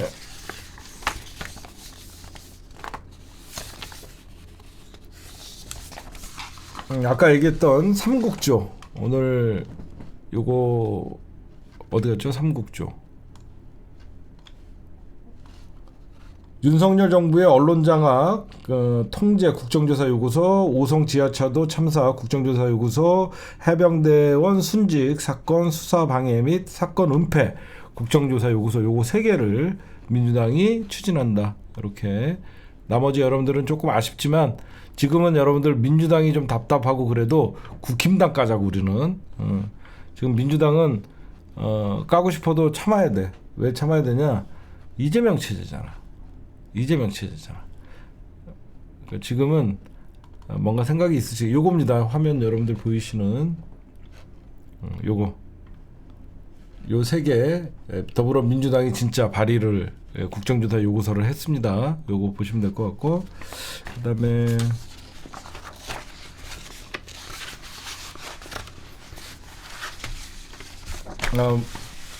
요거 얘기만 하고 민주당 제가 비명계 만난 얘기하고, 그 다음에 조희대 대법관 얘기, 그 다음에 현재 국힘당, 신당 창당, 그거에 대해서 좀 얘기를 하도록 하겠습니다. 아까 낮에도 잠깐 말씀드렸지만, 국민의힘은 지금 이철규를 통해서 인재영입위원장을 한다 그랬죠. 이재명 당대표가 이제 인재영입도 꼼꼼히 챙긴다는 겁니다. 그래서 국힘당이 모든 걸 배제시킨, 그러니까 지금 현재 잡혀 있는 것은 어떤 인재 개발을 R&D, 그러니까 과학 전문가들이나 뭐 이런 분들을 모셔올 생각을 하고 있어서 사실상 민주당이 미래를 지향적인 정당의 이미지를 좀 굳히려고 하는, 제가 그런 게 좀 보이고, 오늘 좀 어떤 일이 있었냐면요. 민주당 안에서 여러분들 현역 의원 대상으로 내년 총선에 불출마할 사람들을 조사를 했대요. 내년 총선에 불출마하실 분, 우리가 알고 있는 사람은 지금 3명이죠. 박뷰응석, 그 다음에 오유응원이, 영원히 이낙연 딸랑이, 그 다음에 우상호, 이렇게 3명인데, 왜냐면 민주당이 내년에 총선 안 나올 사람을 조사를 했는데, 하여튼 이 공문의 의미가 무엇인지는 사실상 좀 우리가 좀 지켜봐야 될 것 같아요. 왜냐면 불출마를 선언한 사람 중에서 이런 경우에 왜 여러분들 민주당에서 조사를 하냐면요. 불출마를 선언한 사람들 중에서 선거기획단이나 공천관리위원회를 꾸밀 가능성이 있거든요. 그렇죠? 불출마 대신 뭔가를 이렇게 그러면 뭔가 이렇게 자기가 내려놓고 공천 계획이나 이런 거를 할 수 있기 때문에 이런 조사를 합니다. 그래서 누가 봐도, 왜 그러냐면 선수가 룰도 정하면 안 되잖아요. 자기가 필드에서 뛰는 놈들이 룰까지 정한다는 반발이 있기 때문에 자기는 선수를 은퇴하고 심판 역할을 하겠다라고 하는 것들이 사실상 먹힙니다. 불협화음이 제일 졌고, 그래서 현재 그런 상황이고, 또 오늘은 좀 할 얘기가 많네요. 좀 여러분들 늦어져도 좀 들어주세요. 이재명 당대표를 자꾸 요즘 험지에 나가는 놈들이 있어요. 그렇죠?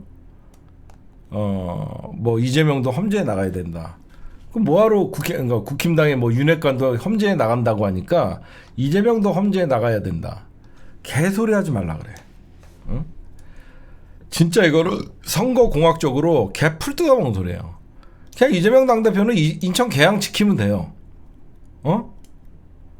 이재명 당대표는 인천 계양 지키고 전국을 돌아다니면서 선거 유세하면 돼. 미친놈들입니다. 만약에 이재명 당대표 험지 가면 어떻게 돼요? 그 지역구에 묶어놓으려고 하는 거예요. 안 그래요? 이재명 가면 거의 대선 후보가 왔다 그래갖고 민주당 지지자들 집결을 하는데, 험지에 갔다가 박아놓으면 이재명은 거기에서 선거운동 치열하게 할 수밖에 없었고 전국을 다니지를 못해요. 응? 김두관이 가끔 그래갖고 똥볼을 차는 거야. 그래갖고 내가 예전부터 김두관, 송영길 이런 애들 지나고 보면 내 말 다 맞아. 제가 안 그랬어요? 김두관 같은 애들 믿지 말아라. 김두관, 송영길 이런 애들 우리랑 결이 다르다 그랬어 옛날부터. 응? 아무리 단순해도 국힘당의 중진들이 무슨 험지에 나간다. 이재명은 초선이야. 씨. 이제 그 지역구 좀 파악하고 하려 그랬는데 초선한테 험지 나가라고 하는 새끼들이 어딨어. 그래서 제가 보면 여러분들 절대 얘가 옛날부터 어디 나가지 마. 예전부터 내가 송영길 조심하라 그랬지. 송영길 지금 어디 가 있어? 결국은 사고 쳐갖고 밖에 가 있지. 응? 제가 얘기하면 초선도 아니고 0.5선이지. 응? 여러분들 제가 조심하라고 한 사람들 꼭 사고 쳐갖고 밖에 나가 있죠. 응? 여러분 진짜 이거 보시면요, 이재명 당대표는요 인천 계양 가갖고요 그 지역구 발전시켜갖고 인정받아야 돼요. 인정받고 안정적으로 관리를 하면서 서울 격전지, 부산 격전지, 충청 격전지 이재명 떴다 그러면 난리를 만드는 이재명의 바람의 선거를 만들어야 되는 거예요. 그리고 또 제가 이런 얘기를 한번 했죠. 이재명 당대표가 내년 공천작업 마무리를 하고 어떤 그 선대본부장을 내려올 수도 있다. 절대 아닙니다. 그건 저의 착각이었어요. 제가 다시 취재를 해봤더니요, 이재명 당대표가 내년 총선 지휘합니다. 끝까지. 왜 그래야 되죠? 라고 물어봤더니 중요한 얘기를 하더라고요. 이재명은 내년 총선이 단순한 총선이 아니다. 응? 이재명은 내년 총선이 단순한 총선이 아니라 내년 총선의 승리를 해야만 대선에 도전할 수 있다. 그건 당연한 소리지만 근데 저런 게 있다는 거예요. 이재명 당대표가 공천을 하고 이재명 당대표가 당선 꽃을 달아주는 그 모습이 결국은 미래의 권력자로 보인다는 거죠. 그렇죠? 그래서 내년 총선에서 뽑힌 자들이 결국은 이재명 당대표를 거부하지 못한다는 거죠. 그렇잖아. 이재명 당대표가 TV 앞에서 내 출구조사가 개표합니다. 민주당 전국에서 198석, 국힘당 76석, 그럼 민주당 와 할 때 그 이재명의 모습, 그렇죠? 이재명의 모습, 그 모습이 비춰지는 순간 이제는 권력은 윤석열은 식물인간이 되고 이재명이라는 새로운 시대의 대통령이 된다는 거죠. 그렇죠? 여러분들이 보시면요, 그런 모습들이 아무것도 아닌 것 같지만 굉장히 중요한 거래요. 그래서 당선자들 이름 옆에 꽃 붙여주고 그런 것도. 그래서 제가 멀리까지 보는 확실히 그런 게 있더라고요. 그래서 지금 민주당이 총선 기획단 그리고 또 이재명 당대표가 꼼꼼히 챙기고 하여튼 민주당도 착실히, 그리고 중요한 거는 민주당도 이제 혁신안을 띄운, 아마 11월 말 정도나 그런 민주당 혁신안이 뜰 겁니다. 민주당 혁신안이 뜨면 당연히 3선 동일 지역구 출마 제안을 하고, 왜 그러면 국힘당도 혁신하는데 민주당이 혁신을 못한다 그러면 말이 안 되거든요. 그리고 김은경 혁신안에 당원 당규의 대의원과 비례대표의 표의 등가성 문제, 이런 것도 일대 한번 또 민주당도 시끄러운 날이 기다리고 있습니다. 그거 여러분들이 보시면 될 것 같고, 그 다음에 오늘 요 얘기만 하고 2부로 넘어갈게요. 아직 1부인데 제가 여러분들이 기다렸던 어제 국회를 가서 어제 오늘 제가 양일 국회의원들과의 어떤 취재를 좀 많이 했어요. 이름만 대면 알만한 사람이죠. 비명계입니다. 비명계의 리더격이죠. 근데 되게 억울해합니다. 왜 억울해하냐? 제가 왜 198석이라고 했냐면요, 200석이라고 하면 욕하는 애들이 많아요. 거품 들렸다고. 그래갖고 200보다는 198석이 좀 나은 것 같아요. 뭐가 억울하냐? 라고 제가 물었어요. 어제도 잠깐 얘기했지만 10여 년간 주류 정치인을 하다가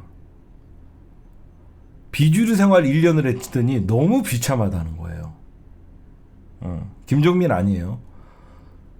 무슨 말씀인지 아시겠죠? 10여 년간 주류 정치인을 하다가, 이원욱도 아니고요. 10여 년간 주류 정치인을 하다가 비주류 정치인 1년을 해보니까 너무 힘들다는 거예요. 그래서 제가 이런 얘기를 했어요. 본인들이 왜 비주류가 됐는지 아세요? 라고 얘기했어요. 왜 새로운 당대표를 인정하지 않고, 왜 지지자들은, 친문 지지자들이 결국은 친명이 됐는데 아직도 여의도에 갇혀 있어갖고 이재명을 거부하는 것부터 해갖고 시작된 거 아닙니까? 지금이라도 이재명 당대표와 함께 내년 총선 승리하겠다. 왜 그런 발표를 못 하십니까? 제가 이렇게 대놓고 얘기했어요. 제가 대놓고 얘기했어요. 그랬더니 이분들은 아니야, 우리 이재명 얼마나 응원하는데, 이런 변명을 해요. 변명을 해요. 진짜로. 그래갖고 제가 이런 얘기를 했어요.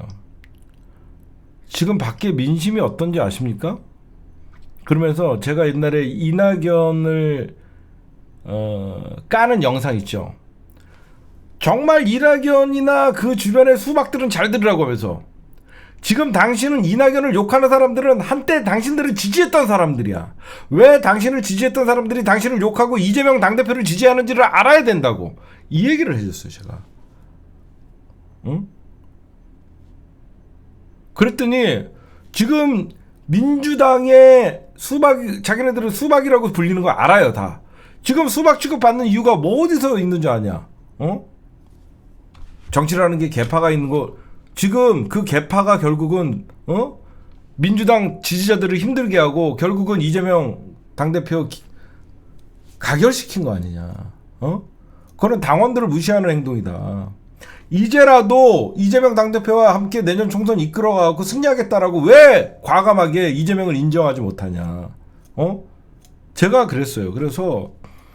그랬더니 자기네들도 그렇게 협조를 하고 뭐 그런다고 얘기는 하는데 아직 몰라요. 밖에 민심을 모르더라고. 지금 누구누구를 욕하는 사람들이 한때는 당신들을 얼마나 지지했던 사람들이냐고. 왜 그런 거를 모르냐고. 그 사람들이 강성 지지자냐고. 당신들 지지했던 사람들이 무슨 강성이냐고.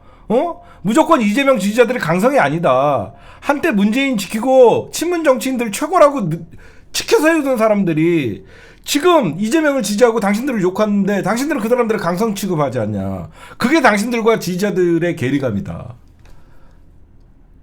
라고 얘기를 했죠. 우상호도 당신들이 얘기하는 거 거기 다 틀렸어. 그래서 제가 조만간 현실을 깨닫게 해주려고 직접 만나서 얘기해 주기로 했어요. 현직이에요, 현직. 그래서 제가 조만간 만나서 지금 민주당 지지자들이, 제가 그랬어요. 의원님, 나 너무 속상합니다. 너무 속상합니다. 다 옛날 우리 친문 정치인들 얼마나 좋아했습니까, 우리가. 여러분들 친문 정치인들 얼마나 좋아했어요. 오히려 지금 친명이라고 하는 정성호, 김영진 뭐 이런 애들 우리가 얼마나 문재인 정부 때 싫어했어요. 근데도 이재명 지키기 위해서 그냥 친명이라고 하는 이유만으로 그 사람들 욕 안 하잖아요. 그리고 제가 그랬어요. 저 너무 속상하다. 왜 우리가 지지했던 의원님들이 1년 반 만에 수박 소리를 듣고 왜 그러는지 아시냐. 지지자들이 변한 게 아니라 당신들이 변화에 따라오지 못한 거라 그랬어요. 제 말이 맞죠? 지지자들이 변해갖고 민주당의 친문 정치인들을 욕하는 게 아니다. 당신들이 지지자들을 이해 못하고 당신들이 따라오지 못한 거다. 그래서 제가 분명하게 얘기를 했더니 이런 얘기는 좀 들어야 되는데, 하여튼 제가 진짜 우리 민심을 잘 전달해 주겠다. 나 너무 속상하다. 얼마나 문재인 대통령 지키기 위해서 우리가 같이 싸우고 그랬었냐. 응? 이게 무슨 꼴이냐. 왜 수박 소리 듣고, 왜 운동권 민주화 운동 하시던 분들이 왜 이렇게 돼버렸냐. 막 이런 얘기를 해줬더니 자기네들도 너무 힘들다고 그러더라고. 그래서 하여튼 조만간 제가 이 비명, 여러분들이 모두 비명이라고 부르면 안 돼요. 이원욱이는 친문 정치인도 아니었어요. 무슨 말인지 알아요? 이원욱이는 친문도 아니었어요. 이원욱이는 문재인 정부 때도 반대. 그러니까 여러분들이 잘 구분을 해야 돼. 개과천선화 시켜야 되는 인간들은, 핵심 친문 정치인들은 얼마든지 친명으로 만들어야 돼요. 그렇죠? 무슨 말인지 알아요? 예전에 우리 핵심 친문이었던 사람들 있잖아. 뭐 한병도도 돌아왔잖아. 김병기도 옛날에 완전한 친문이었잖아. 여러분들이 잘 구별을 해야 되는 게, 완전한 친문 정치인들이나 이낙연 걔는 말고, 완전한 친문 정치인들 중에서는 개과천선할 사람들이 꽤 있어요. 근데 문재인 정부 때는 반문, 이재명 당대표 때는 반명하는 새끼들이 있어요. 이상민, 이원욱, 그쵸? 이런찬, 윤영찬을 알지도 못해 내가. 이런 애들은 여러분들 가만두면 안 돼요. 그쵸? 박용진, 이런 인간들, 친문할 때는 반문하고 친명할 때는 반명하는 인간들, 이런 인간들은 여러분들 절대 내년에 근처도 못 오게 해야 돼요. 응? 그래서 제가 너무 속상해갖고 그런 얘기를 했더니, 조만간 이 사람이 개과천선의 여지가 있나 없나 판단을 하고 나중에 한번 여러분들에게 방송에서 거침없이 얘기를 한번 해드릴게요.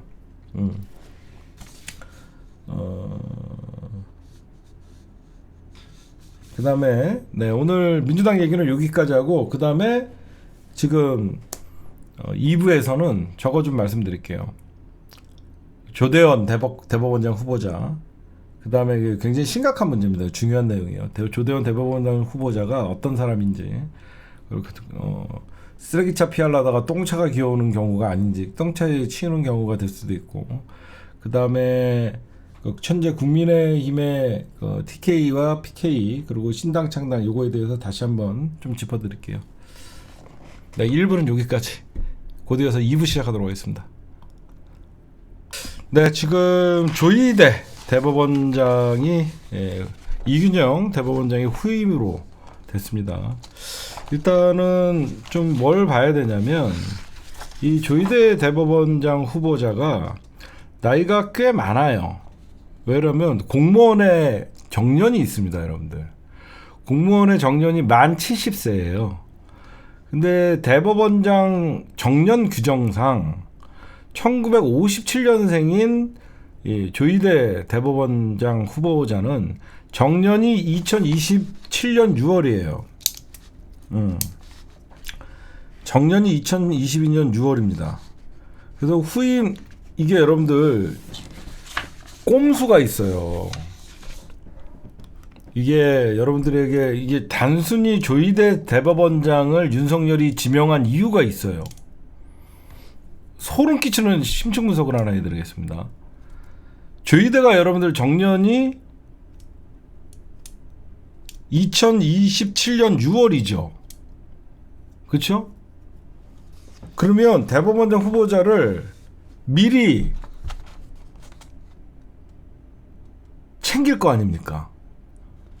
그럼 무슨 말이냐면, 윤석열의 퇴임이 2027년 5월이에요. 응?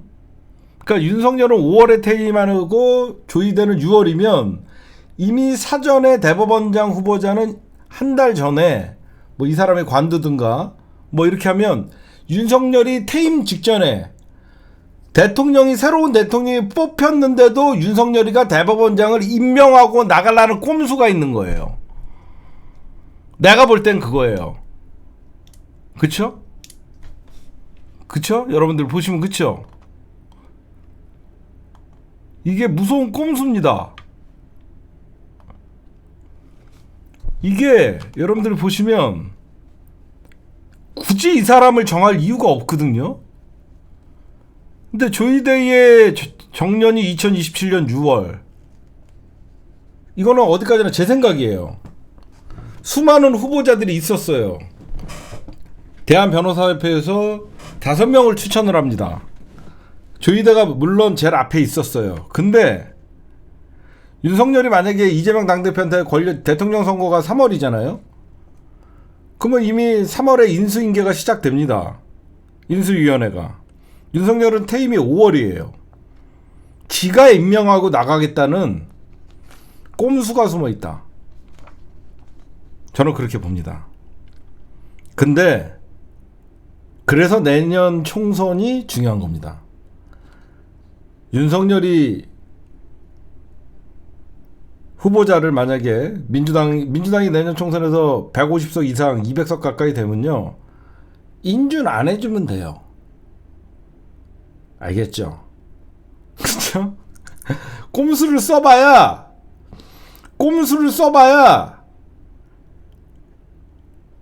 윤석열이가, 이거는 투표가 필요한 거죠. 응? 투표가 필요한 겁니다. 150석이 투표를 해줘야 돼요. 응? 근데 윤석열이 아무리 꼼수로 퇴임 전에 자기가 후보자를 추천해달라라고 해서 국회에 보내면 인사청문회 안 해도 돼요. 인사청문회 안 하면 국회에서 표결로 해봤자 안 될 거면, 내년 총선이 그래서 중요합니다. 민주당이 180석 가까이, 야권이 하여튼 200석 가까이 얻으면 이걸 포기하겠죠. 근데 제 생각은 여러분들이나 나나 내년 총선 끝나면 최단명 대통령이 되지 않을까. 박근혜는 그래도 4년인가 했잖아요.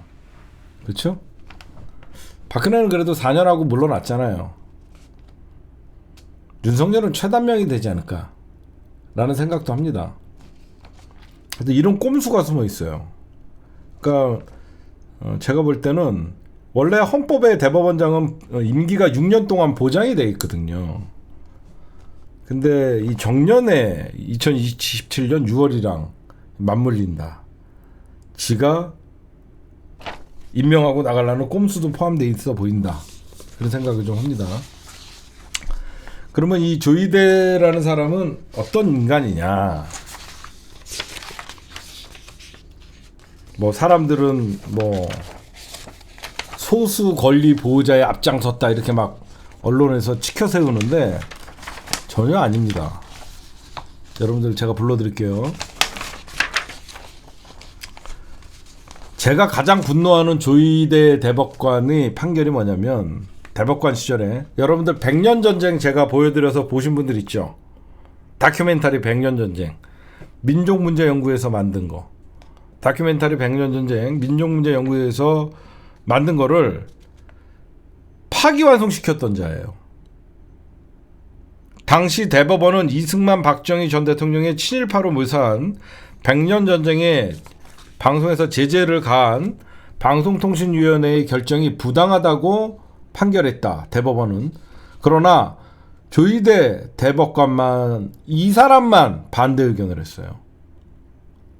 그때 대법관에서는 방통위에서 제재를 한 거는 잘못됐다라고 했는데, 조이데만 그때 저거는 정당한 제재다라고 얘기했던 사람. 극우죠, 극우. 그러니까 누가 봐도 이승만 박정희를 존경하는 윤석열 입장에서는 조이데랑 코드가 맞는 거죠. 그러면서 반대를 하면서 어떤 말을 하냐면, 개인의 인격을 악의적으로 공격하는 이 방송이 공동체의 선에 무슨 기여를 하는지 알 수 없다는 의력을 피력했습니다. 최근에 불거진 윤석열 정부가 방송을 바라보고 대한민국의 과거사를 바라보는 시각과 너무 똑같아요. 그 다음에 또 양심적 병역 거부를 인정한 전원합의체 2018년 11월에 양심의 자유가 병역의 의무에 우선을 할 수는 없다라고 하면서 병역 거부와 관련된 진정한 양심이 존재하는지 심사할 수 없다는 반대 의견을 했습니다. 사회적 약자 소수자에 대한 보수적인 견해를 드러냈던 사람이에요. 그 다음에 과거 인천, 부천 민주노동자회 사건과의 악연도 빼놓을 수 없습니다. 이거를 인천, 부천 민주노동자회를 인노회 사건이라고 하거든요. 이 인노회 사건은 윤석열 정부 초대 경찰국 김순호, 그 당시 여러분들 들어봤죠? 국장의 뿌락치 논란이 있던 사건. 왜 김순호 경찰국장이 초대 윤석열이가 임명했던 김순호가 뿌락치 논란이 있었던 그 사건입니다. 노동운동 잠적 대공특채 김순호, 여러분들 그때 과거 여러분들 알고 있죠? 당시 검찰은 1988년 11월 인노회 사건 피의자 5명에 대해 구속영장을 신청했다. 이에 대해 서울형사지방법원 백영협 판사는 인노회는 이적단체가 아니라 노동운동을 목적으로 한 단체라 하며 영장을 기각했어요. 이 백영협 판사는 영장 기각했는데, 그러자 검찰은 몇 달 뒤인 1989년 2월 16일 당시 영장 담당 판사 조희대 대법관 후보자에게 구속영장을 다시 신청합니다. 그랬더니 조희대는 구속영장을 받아줬던 자예요. 한 명의 영장실질심사 판사는 저거는 이적단체가 아니다, 노동단체다라고 하면서 기각을 했는데 조희대는 이적단체가 맞다는 영장을 받아들였어요. 그 당시 이를 보도하던 한 신문은 검찰이 TK 출신인 조 판사가 당직인 날 구속영장을 청구해 날치기로 받아낸 거, 일부러. 이게 영장실질심사 판사가 당직인 날, 누가 당직인 날을 볼 수도 있나 봐요, 그 당시에. 그래서 그날 조희대가 당직인 날 검찰이 일부러 TK 출신인 조희대를 이용해서 인노회 사건에 노동자들을 영장실질 심사를 한 거다 라고 나오고 있습니다. 그래서 그때의 기사가 이 오마이뉴스를 보면요, 인노회 구성 이런 기사가 있어요. 여러분들 보시면 이거 내가 보면 아주 심각한 극우예요. 극우.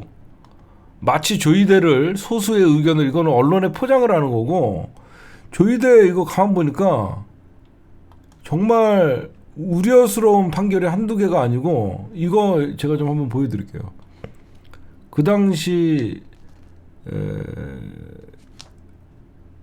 오래됐던 청년신문이라는 신문입니다. 이거 한번 보십시오, 여러분들. 인노회 구속영장 발부 TK 출신 판사에 의해서 지난 2월 16일 서울형사전법 조희대 판사는 11월 백영환 판사에 의해 기각된 인천 부천 지역 민주노총 인노회 소속 노동자 여성자 5명에 대한 영장을 발부했다. 검찰은 백 판사가 인노회 이적단체가 아니라 노동운동을 목적으로 한 단체라는 이유로 영장을 기각하자 소위 TK 출신, 대구 경북고 출신, 그리고 이 사람 서울 법대 나왔어요. 조 판사가 당직인 날 구속영장을 청구해 날치기로 받아낸 것이다. 한편 인노회는 조 판사의 기만적인 구속영장 발부 시대에 대해 노동운동을 하자는데 이적단체로 이런 식으로 경북 달성 출생, 경북고등학교 졸업, 서울대 법대 졸업, 이런 과거가 있습니다. 그리고 이런 것도 있고요. 하여튼 이렇게 영장을 발부를 했던 조희대인데, 인노회 피해자의 재심 재판부는 이러한 조 후보의 판단과 다른 판결을 선고했습니다. 2020년 대법원은 인노회가 북한의 주장에 동조해 민족해방, 민중민주주의 혁명의 실현을 진정한 목적으로 하는 단체인지에 대해 인천, 부천 지역 노동자들의 경제적, 정치적 활동을 지원하기 위해 설립된 대중적 노동단체라고 판결을 하여 이를 확정지었습니다. 그래서 이게 바로잡았습니다. 2020년에 문재인 정부 때 인노회가 이적단체가 아님을 최종적으로 확인했는데 이렇게 잘못 판결한 거죠. 그렇죠? 그래갖고 그 사람 억울한 사람들 구속됐던 겁니다.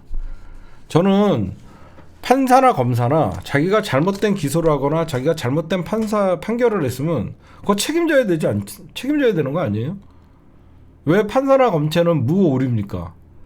자기가 끝까지 맞다라고 주장해서 자기가 한번 범죄자로 낙인 찍으면 그 사람은 끝까지 범죄자가 돼야 되고, 나중에 명예회복을 하고 이 사람은 만신창이가 되고 국가에 재심 청구를 해갖고 결국 이겨도 왜 그런 검사들이나 판사들은 책임을 지지 않습니까? 잘못된 겁니다, 여러분들. 그러니까 여기저기서 지금 조이대가 마치 보수정에서 합리적으로 인정받는 사람이다, 뭐 이렇게 나오는데 절대 그러지 않습니다. 걱정되게 더 심히 우려운 사람이에요.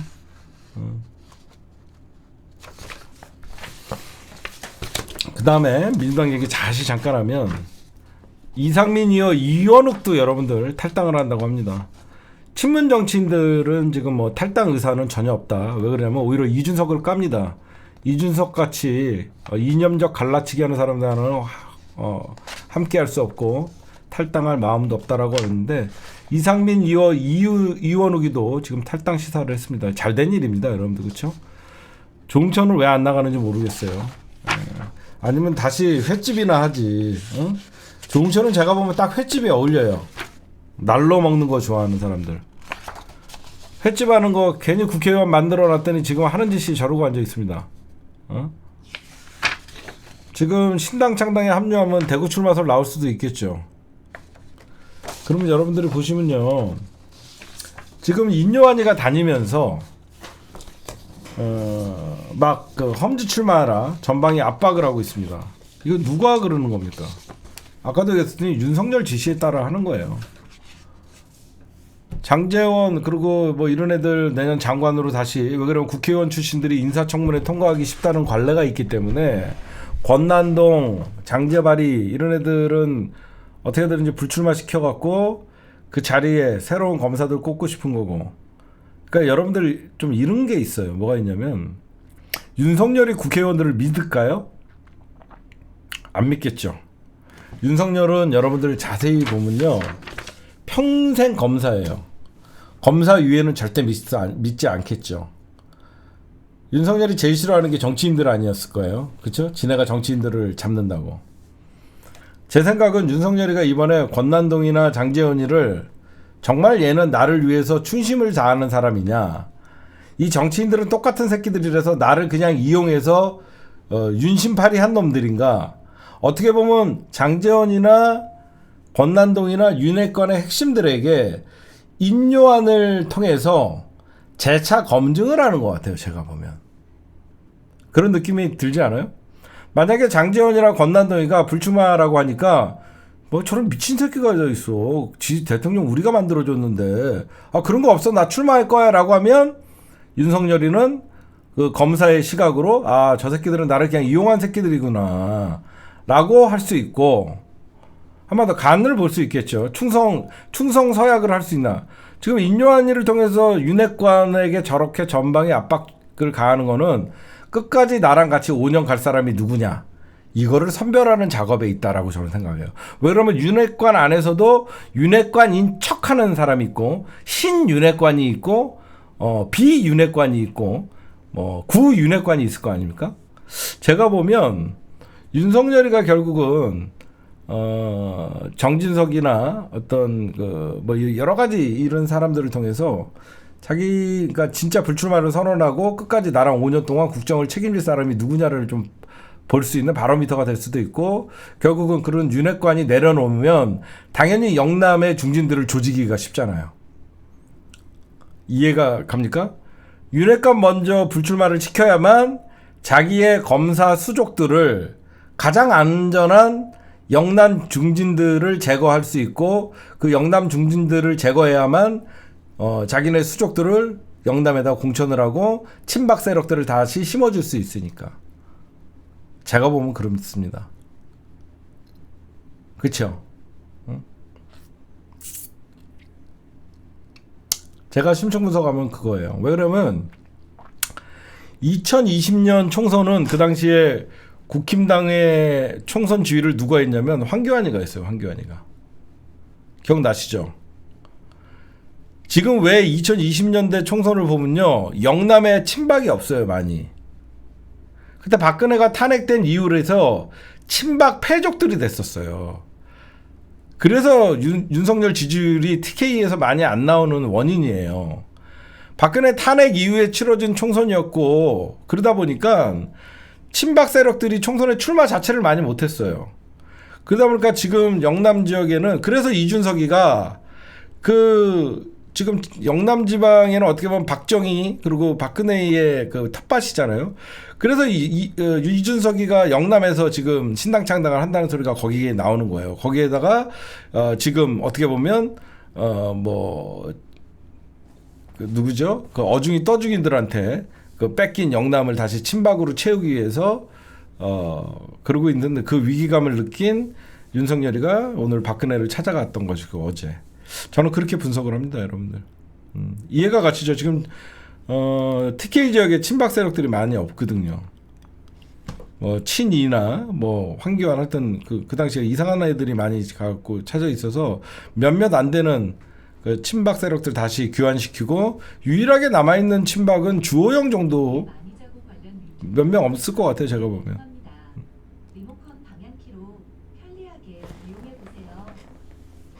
깜짝이야. 그냥 어중이 떠중이들이 그 당시에 눈치 봐갖고 공천 받은 거거든요. 어쨌든 여러분들 내일 뭐가 있죠? 내일 우리 특별한 내일 여러분들 재판 다시 한번 공지해드리지만 내일 개국본 우리 독립 참가자들 우리 시민들이 드디어 나서갖고 내일 저 오적들과 재판을 시작합니다. 내일 첫 재판이에요. 내일 뭐 결정 나는 건 아니고 우리 독립 참가자 우리 라이프님 그리고 개바람님 저 오적들을 상대해서 개국본을 지키기 위해서 스스로 평생 가보지도 않았던 재판정까지 가갖고 여러분들 우리 개국본을 지키고 가고 시민들이 나섰습니다. 많이 응원해 주시고요. 내일 3시 반에 서울 서부지방법원 405호실 시간 되시는 분들은 많이 가서 저 오적들을 응원하는 세력은 투사모잖아요. 그렇죠? 투사모 애들도 거기에 올 텐데 그런 투사모 애들 앞에서 우리 주눅들지 않게 우리 개국본 회원 여러분들 내일 서울 서부지방법원 마포에 있는 거 바로 마포경찰서 바로 건너편이죠. 서울 서부지방법원 405호실 3시 반 여러분들 좀 많이 가주시기 바랍니다. 여러분들. 네, 오늘 방송은 여기까지.